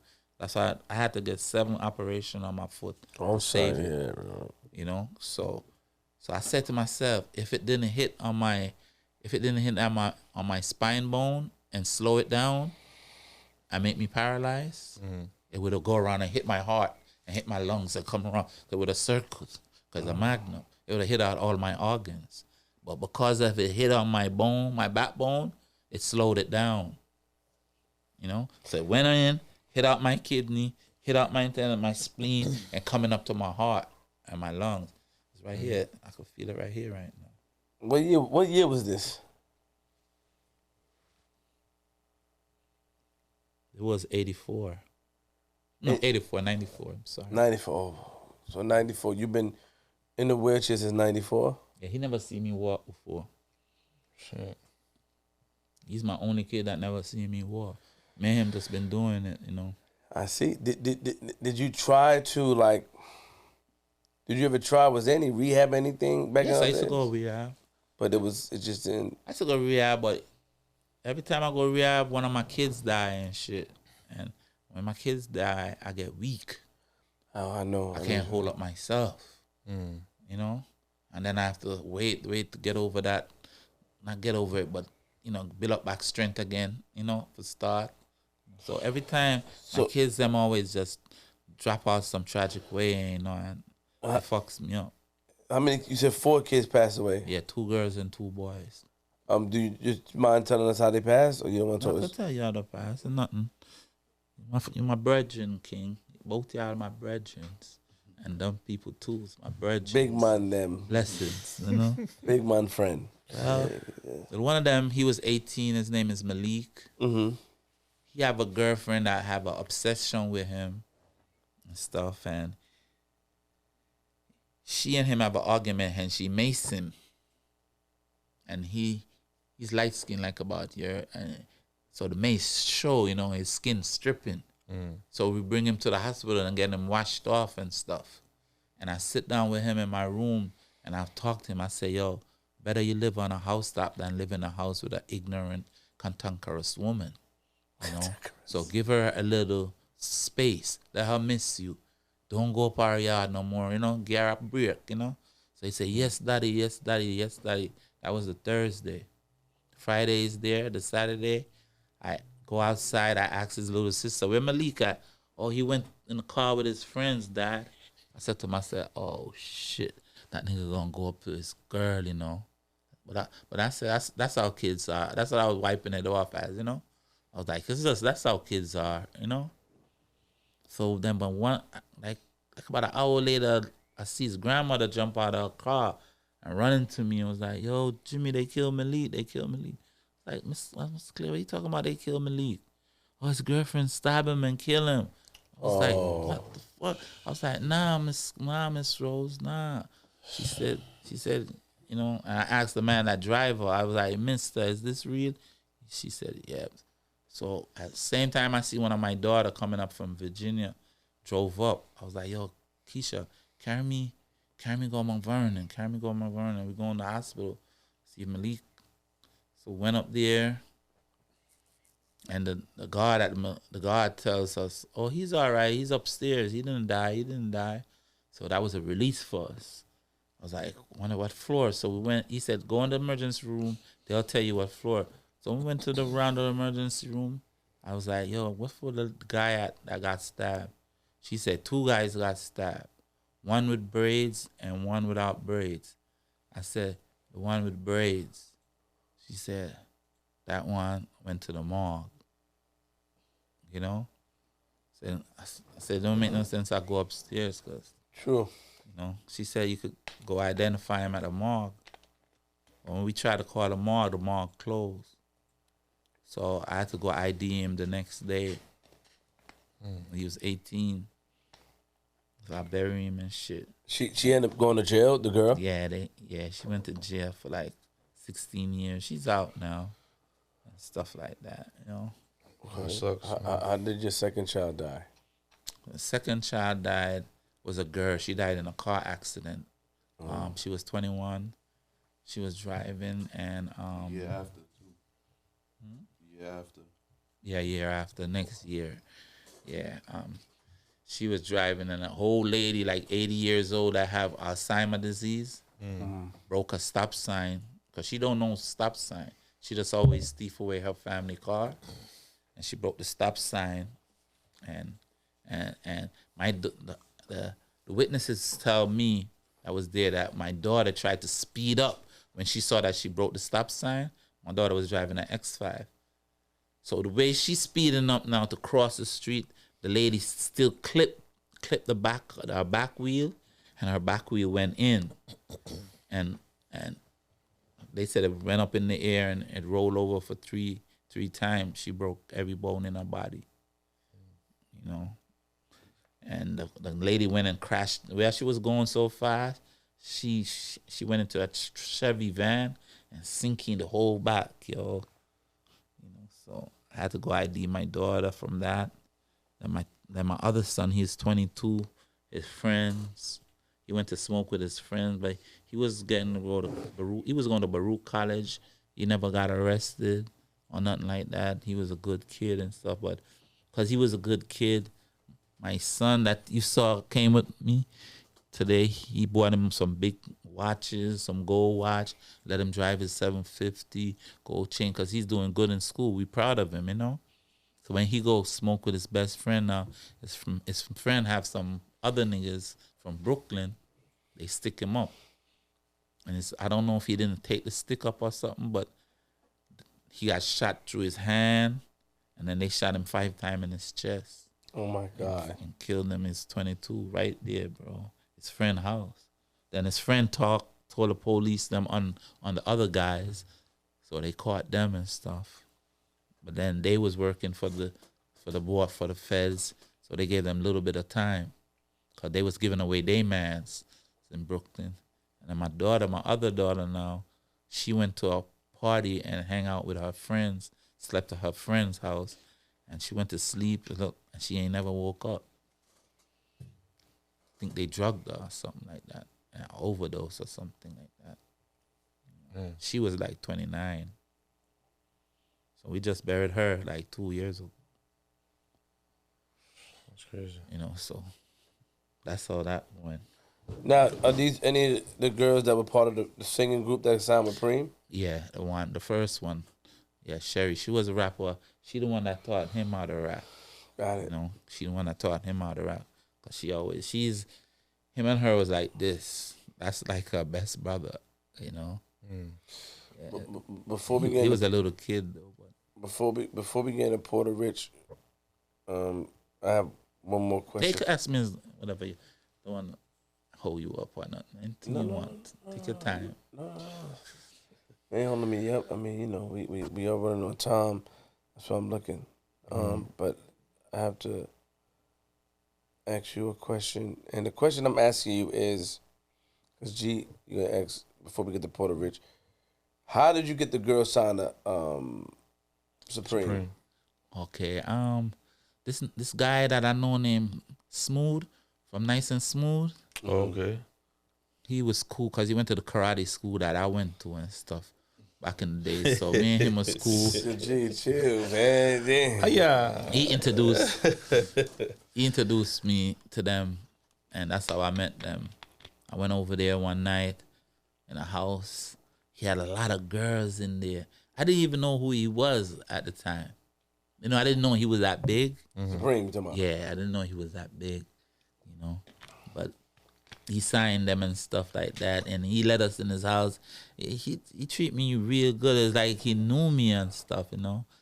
Stuff I hear about him, I can't believe it because he seemed like a very respectable person, Right. you know. For sure. You didn't ask me about Wolf. We about to. Hold on. Hold on, that's what I'm saying. Yeah, that's what we get to. Yeah. We about to. Yeah, but that's how I got them signed to that group, and you know, he was spending a little money on them and stuff. I know some of Wolf kids, but I know his daughter and one of his daughters. I had a question too. So, And battle rap. did you when did you stop wilding in the streets? After this shooting you got that made you paralyzed, or what was it? Yeah, when they paralyzed me, you know. That was Because it. before I got paralyzed, every night I went out, man, I was busting my dog, bro. My girl used to be like, "Yo, why you acting like that when you come home?" Because it's always something, and I never used to leave home without it, you know. Even though I was on parole and all that, I never left it, bro. It's always, and I always have one motto: shoot first and ask question later. True. You know, I'm not talking. No, sir. You know, you talk too much, you get, you know. Yeah. You come to shoot, don't talk. Well, tell us about your relationship with Wolf. Okay, my relationship with Wolf now, but Puffy bodyguard, right? True. Oh, I'm gonna tell you something. Since I've been in the wheelchair, this guy pulled out a dog on me, Yeah. right? I live on my block, and I took the dog away from him. Why you in the wheelchair? Just grab him while I'm in the wheelchair. A couple of years ago, he pulled out a dog on me. I got scared. I just grabbed it and took it away from him. And then he tried to come at me to grab it again, and I squeezed it in his face like 2 times. But the nigga didn't have nothing in the head. Like me, I'm a nigga that walk with something in the head. I ain't got no time to register no dog, you know? Because that means him not a stepper. So when he said that, he was like, "Yo, Tulle, he was gonna kill me. He's gonna kill me." And he went on his knees and was like begging me not to shoot him and shit. I was like, "Yo, my nigga, just go on your yard, man. Like, yo, go on your yard."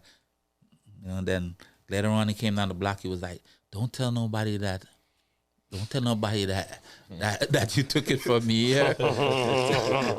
Tell them that I gave it to you because I'm going to lose all my stripes. I'm going to lose all my ranks. I was like, yo, you really, really came to ask me that, bro? I was like, don't ask me nothing, man. Came towards me with a gun. You're lucky you're alive. Lucky I was not hot there like I was before. So let me tell you about Wolf now. Wolf used to hang in a part named the Valley in the Bronx, uptown. That's where all of us hanging. When that part made, they had the Jamaican side, they have the American side. But we still mingled, you know. They were still my friends and shit. So Wolf was still my friends, his brothers. They have one named Prince. All of them is Prince is a nigga that escaped from Rikers Island and all that. I don't want to even bring up nobody's name, but him, that's how I know him. I know him from I was like about 15 years old and shit. So them American guys, they was in war with Eden War. You ever heard of Eden War? Mm-hmm. Wolf and them was in war with Eden War and shit. So sometimes when Eden War niggas them come down in the park on them, they ain't got no dog. So sometimes I have to beat it up on them and run them out the park and run them like 3 blocks up. I'm busting con off of them, run them out of the park, out of the area. So Wolf them kind of like me like that, you know. And then that park, anytime I go take nothing, I used to come back and give all of them like a quarter, a half, a pound. Depends on how close I am. They used to call me Robin Hood and shit in that fucking park. I used to come back and give all of them.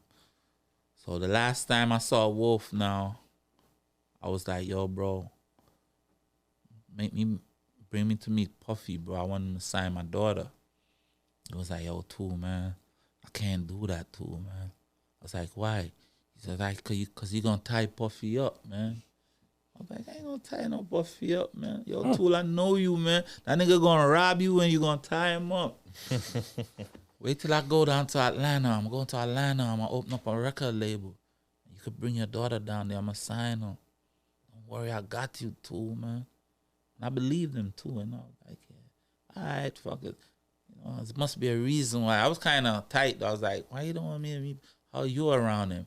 But I don't know if he think that I might want to be a bodyguard too and get some of his job. I don't know.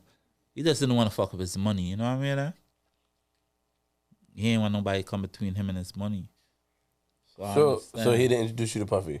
Nah, he never introduced me to Puffy. Never introduced me. I was waiting. He said he's going to open up a label.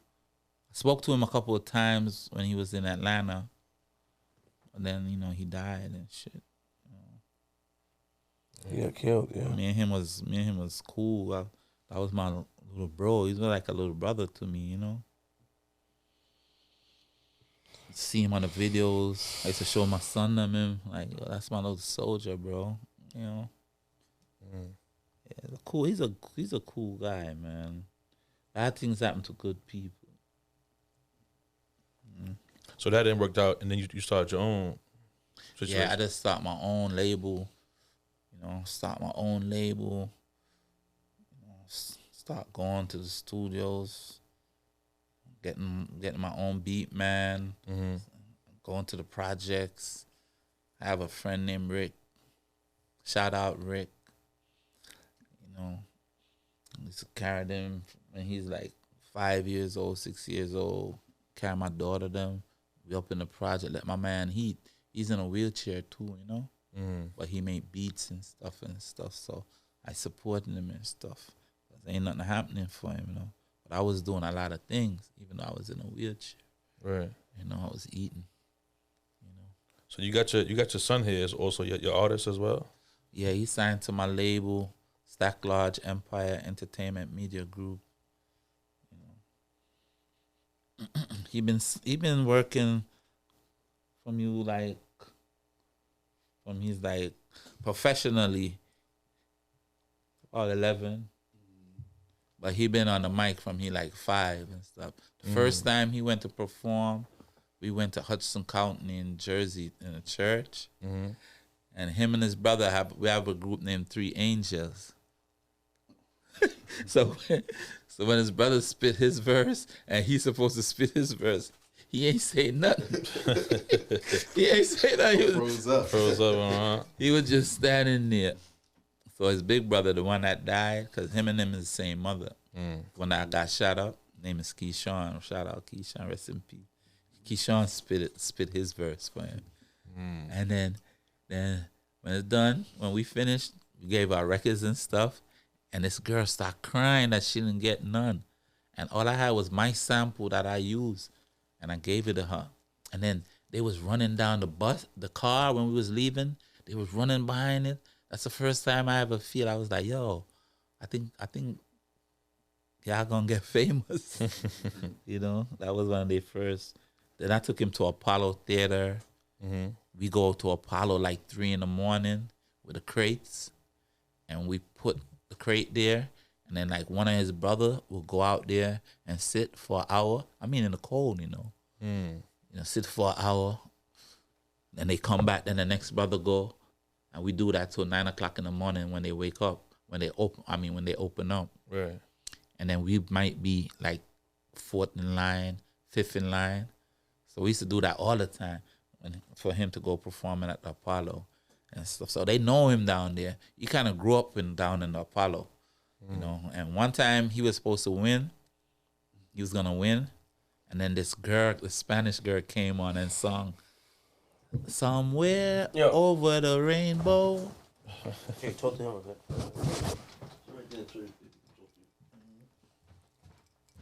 You leaving? No, I'll be right. I'm going to the bathroom. Oh, Yeah, make sure you ask him quick, G. Yeah. So he supposed to win a joint, and you said the Spanish lady, girl. the girl, she sung "Somewhere Over the Rainbow," and she won. Because it was familiar, you know, everybody knew it. Everybody was singing. His song that he was singing was an original song. What I should have made him sing a remix. That's tough to do, yeah. That to catch the vibe, you know. Especially at Apollo, that's gonna be tough to do. Yeah. Puerto Rich, what's up, bro? It's the vibes, man. What's We going on, here. man? Yeah, what's up? What's It's the up? vibe. Welcome, G welcome. Money. So you've been rocking since young. Hell yeah. Strength for pops. You know the vibes. Who's some of your influences growing up, as far as hip hop, as far as music? DMX, Biggie, Wayne, shit like that. So, you know, who would you want to work with nowadays? Anybody new that you want to collaborate with or get on the record with? Nowadays, I want to do something with the hottest out, Baby or Dirk or Drake, shit like that. We trying to take it to the top. You know what I mean? We got to get there though. So you've been grinding, since, like I said, since young. Like, what do you feel the difference is now between like back then and now? You know what I'm saying? As far as the grind, because you came up, like he said, going to Apollo, waiting outside. So like, how do you feel that the game is changing now as far as from before? Now it's like shit more, like it's a little more easier now. Like, you feel me? It's more like everything is in front of us. We got social media. We got all these platforms that we could just give our music to the mass and stuff. So like now it's a little more easier. Before it was a lot of footwork. Like, you feel me? We was doing a lot of Apollos, waiting on line around the block. Like, you feel me? We waiting on the line. We there before a lot of people. Like, you feel me? Like, it was a lot of footwork. What you got coming out?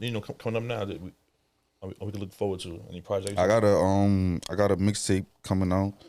Portal for President. I'm trying to drop it like next month, April.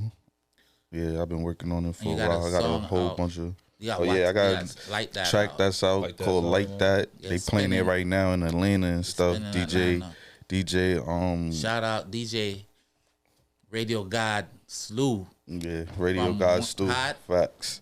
Hot 107.9. Nah. Yeah. I think that's the hottest. 107.9 in Atlanta. Okay. Atlanta. Shout out Slew and that radio station. Big up Slew. He's spinning it down there. That's a fact. Clubs and the radios, getting a good feedback. That's what's up. So A name Like That. Like That is out right now. Yes, sir. So I have to send it to you. when did you really realize like your son had it?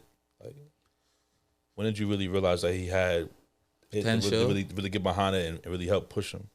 When he was like about 14, 12, he started out. But then when he reached 14, I see him starting and but then when he reached 18, I thought he was gonna quit. Cause I used to always have to force him to do stuff. Right. To do the music. Sometimes he don't want to go to the studio. He want to go play with his friend. He don't want to go perform. So I used to have to force him. So I used to fret. I used to say, yo, when he reached 18, he's going to quit on me. But then when he reached 18, he went harder. I was like, oh, he really want this. So I stand behind him even more. Because his mom just used to think I'm pushing him to do something that he don't want to do. But then when he reached 18 and he didn't quit, he still was on it, writing and making videos. I was like, yo, he's ready for it, So he's 20. So how is it working with Pops now as your Pops and as your manager? Is he strict, like he on some Joe Jackson type shit, or he cool, like Nah, he cool. He cool people. Yeah, I liked a lot. He give you a lot of leeway as far as creativity with the music, or is he like giving you ideas? Is he throwing you bars and lines? And Nah. You know what I'm saying? He used to write my rhymes back in the day, like when he's talking about when I went to Apollo. Yeah. But nah, I do my own creative process. He learned the process. It was a process, You have to go through it like for 5 years. Then he learned to write on his own and do his own thing. And I'm proud of him for that, because if you give him a beat, you must give him send some beat, give him send some drum. All right, you know what I mean? I can write some. See what's up with it. Yeah. Right. I heard some He's bars. the hottest thing right now. Oh yeah. Yes, sir. I mean, you got to feel Proud that of way. him. You got to feel that way about your kid. You know what I'm saying? I think that's dope. And you know what? Excuse me, I don't mean to cut you. You know what somebody said to me one time?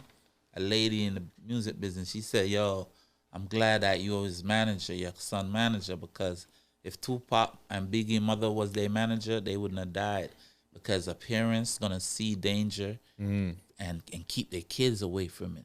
When another manager not gonna see it or even care, Right. you know. Right. So she said she glad I'm there for him because I'm gonna see him, I'm gonna steer him right. I'm gonna see things before it happen because I have more experience than him. Right. Yeah. I was gonna ask you too. Porter, like, how do you feel about your pop story? You know what I'm saying? Like, Shit, a I movie. know everything he said today. You probably already heard 10 times over, pretty much. You know what I'm saying? So how do you feel, person? Like, you know what I'm saying? Do you like do you feel do you feel like empathy for him? Do you feel like, yo, my pops is cool or my pops is a legend? How do you feel about pops? Yeah, he definitely a living legend. That's a fact. It's just his story is a movie, man. It's just a lot of unbelievable stories. Right. Like, just a lot of stuff happened and he made it through. So it's just like shit crazy. Gotta value that man right there. He the GOAT. While you here, man, get everybody your social media one time. Let them know they part of the project and everything. Yeah, you can follow me on Instagram, Porter Rich, PORTERRICH_. It's gonna pop up. Twitter, Porter Rich. Facebook, Porter Rich. Yeah. Also, YouTube too. also Puerto Rich _fans. Oh yeah, Porter Rich _fans. Yeah, facts. IG on That's IG. a fact. Okay, pops, all right, with the PR, you know what I'm saying? Oh boy, Crease Flip. A lot going on outside. Nobody's safe. Yes, my youth. Yeah, man. Blessed King, blessed Lord. Manners and respect. I had my stomach's over here ground. I had took a detox yesterday, and it's killed. Like I did a liver flush, and you know, today I was eating good. I just had to clean my system, detox all my toxic ways. Man. Take You ain't care do about that, it, man. you ain't do that DDP yoga yet, man? Yeah. No, I didn't do it yet. I didn't want to start it though. You know, DDP. You know, our condolences, Scott Hall. You know what I'm saying? You know, rest in peace. DDP just lost. You know. Somebody did to him, Razor Ramon. It was Scott Hall, yeah. So rest in peace. Rest in peace. For So, sure. but yeah, my stomach was growling and shit. I'm like, man. I heard it. I stood by the bathroom like this for a while, like, and I'm standing there, and my stomach is growling. I'm like, I said, I don't want to take no shit. I don't want to take no shit in this studio. Not during the show, man. That's what I'm saying. Might be going for a couple hours in there. My shit was going. I heard it. Yeah. I ain't wanna see I know that. you looking. You never heard that before. Yeah. You know what I'm saying? I cleaned my system out. Good job. But yeah, Mr. Tool. Pause. Wagwan. I want any help anybody could give me with my son Puerto Rich in his career would be greatly appreciated.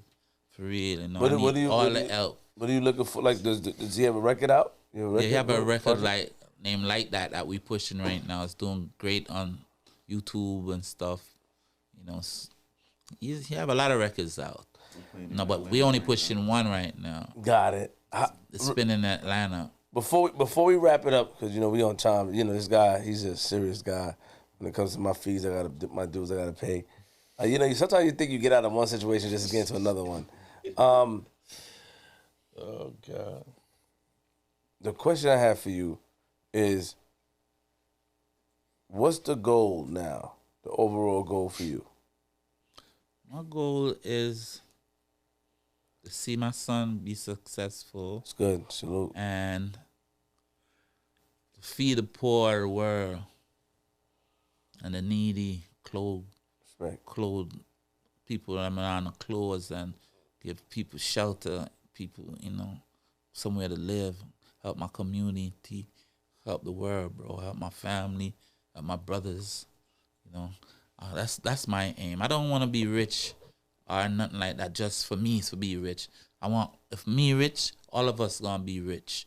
I don't want a guy sleeping outside and I'm sleeping in a 5-bedroom house and he's sleeping on the sidewalk. You know what I mean? Those kind of people I want to make a home for, whether in New York or in Mozambique, Africa, Ethiopia, Jamaica, anywhere it is, anywhere poverty is, that's where I want to fight, because poverty kills. If you could make somebody comfortable and educate them, it would save a lot of lives. So when a person don't have to worry about going school fee, lunch money, rent, and everything, that if they ain't got to worry about that, bro, they could do great things, because because our kings, our doctors, and our lawyers, and them they dying early, bro. Our scientists and our musicians, they dying early over foolishness, over crumbs. Want to change that, bro. And last question for me: how the hell you know Uncle Unique? Unique. It's really he know me. He know about me. That's right. It's really my brother. I have a brother named Pretty Tony. Okay. He was in Virginia, and him was in Virginia and shit. Sometime I used to pass through down there, So that's how they kind of know about me and know about me up here. And when's the last time you been to Jamaica? Me? Last time I've been to Jamaica, 40 years. What? 40 years, man. I'm 62, man. You 62? I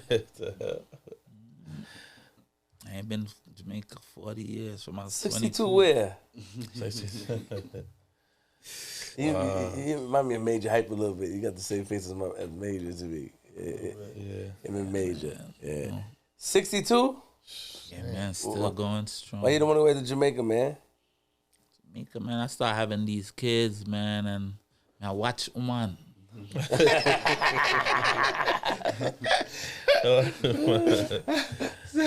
That's why I start watching these girls, man. Don't want to leave. I was foolish of me. Now I see that. I think went to the yard and get a little, but I was really watching my girls, man. I was watching my baby mother, them every move and shit. That's fucked me up. I think that definitely, you have a big story to tell. The half has never been told, bro. I have a lot more. A lot more, man. If you tell a lot more, we'll be here for 17 hours. All night. But it's a blessing meeting y'all. Big shout out to you. Yo, you've been trying to round of applause. I appreciate that. Queen Flip. Big shout out to G. You know what I mean? Big general. Yeah. 2 general them, Yeah, respect. Respect you. Big shout out to my brethren. Yes, Bassett. Bassett. If I never for Bassett, I even there. Bassett show me love, you know what I mean? I'm believing, I mean, Carl never forgot about me, I said, Jimmy Tulle. I said, Jimmy Tulle. I said, what? Jimmy Tulle. I said, no, sir. True, man. Jimmy Tulle. I said, all right. And I always watch your stories, too. I be like, yo, when Flip I go call me, man. True. Hey, but I'm happy that you came up here, man. I think it's important. Thank you. That you share your story. I think that, down the line, it could be open for part 2, you know what I'm saying? Just to hear more and stuff like that. But we appreciate you coming up here. Bless you. Do you have any final words for the people, any social media you want to give out and stuff like that? Anything you want to say? All I want to do is say thanks to my brethren, them that's helping me push my music. Radio God Slew in Atlanta, radio station, Hot 107.9. That's spinning like that right now. All my producers, Jimmy Kendricks, and I really want to thank y'all for having us, and all my fans and supporters on IG and YouTube, all my supporters that interview me, and have time to have me in their place, establishment, to talk like what y'all doing to me now. I big up y'all, it's blessings. Bless all y'all families, and each and every one of y'all. Stay blessed, man. Respect. Appreciate that. Salute. Appreciate that. Dope episode, man. Round of applause one more time. My man Jimmy Tulle the building. You know what I'm saying? I feel like I'm in Jamaica right now. Man. I feel like I'm gonna go play some. Chill out, G. I'm gonna go in the car on the way home. I'm gonna play some Vibes Cartel. I'm gonna play some Beanie Man. And ting. You know what I'm saying? But shout out to everybody in the building, man. You know what it is. Make sure you follow the pages at DJ G Money Official, at Queens Flip with a Z, at FlipDaScript Pod, TikTok at FlipDaScript Pod. Shout out to A&I on the scarf one time today. Appreciate y'all. And what else is going on, man? That's it for right now. Yeah. Got a lot of stuff going in the summertime coming up though. We got a lot of. I don't know. It's looking kind of shaky right Got a now, lot of man. stuff moving out here in the Shout out to summertime. Shatik, that turncoat. That nigga, he ready to turn us quicker than flapjacks on a Sunday morning. Shatik like, man, Shatik liking niggas post that this, and all that. Yeah, man, we gonna get you. Yeah, nigga. Yeah, that's what I was in the bathroom doing, nigga. I'm gonna be honest. I was really looking, coming at you, Shatik. Yup. Traitor ass nigga. I introduced you to that nigga, son. Wait till you see my blog tomorrow. I'm getting at you too on my blog tomorrow. Oh my god. Definitely, man. Dope episode. You know, shout out to G Money, shout out to Jimmy Tulle, Porter Rich, shout out to everybody in the building. Bassy. Tati Monday. Why you give her Monday for? That's her name. That's the Instagram. If you want to follow her. Tati Monday. I could say something else. Sure. I have a cousin the other day. He got his second COVID shot, and you know, all one side of his face got paralyzed. Oh shit! All right. He talked with, and his mouth twists up now, like twists. That's scary, man. I don't know, man. Sure, you trying us to stay away from it. Liza.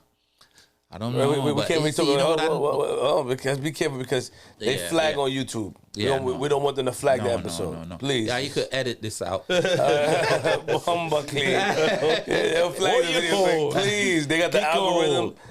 And this is the end of the video, so they in YouTube they check the 5 minutes before the end and the 5 minutes in the beginning. Oh, so please, man. Chop that. We trying to keep you up here, man. We don't want to cut your. Kiko, Faro. Yeah, why you call her Monday? That's her Instagram name, Tati Monday. For what? I You don't, know I don't, her? I don't call her Monday.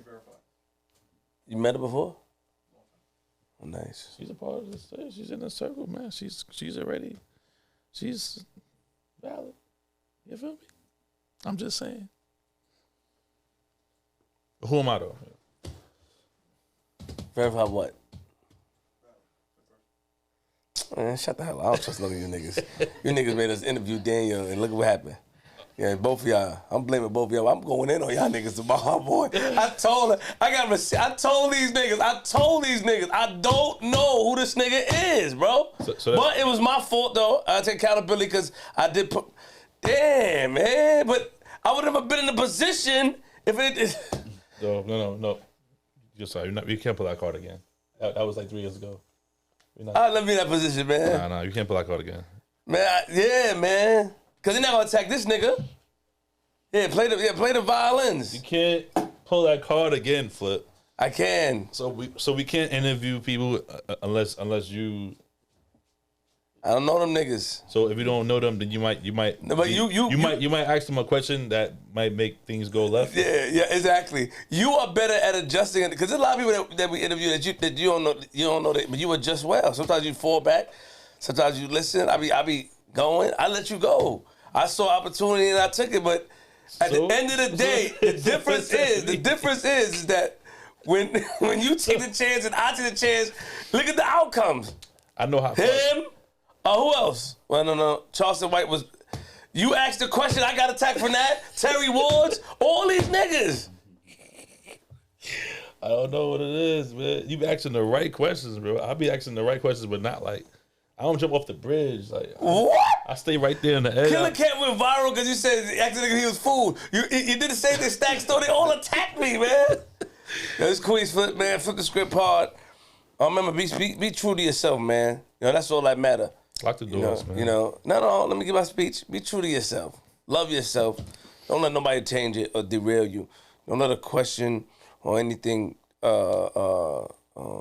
prevent you from being true to yourself. Don't be discouraged. True that. You know what I mean? A lot of people look for affirmations, and that's the problem. I think that because I'm so detached, maybe it's a flaw of mine of being detached.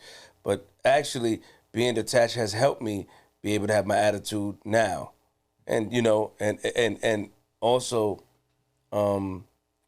accepting my inner narcissism. You know what I mean? That's me. Is it good? No. Is it bad? Maybe.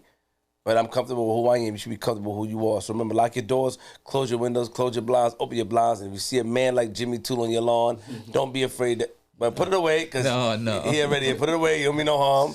But don't let him in, because he might shoot you on your lawn. I'm from Queens.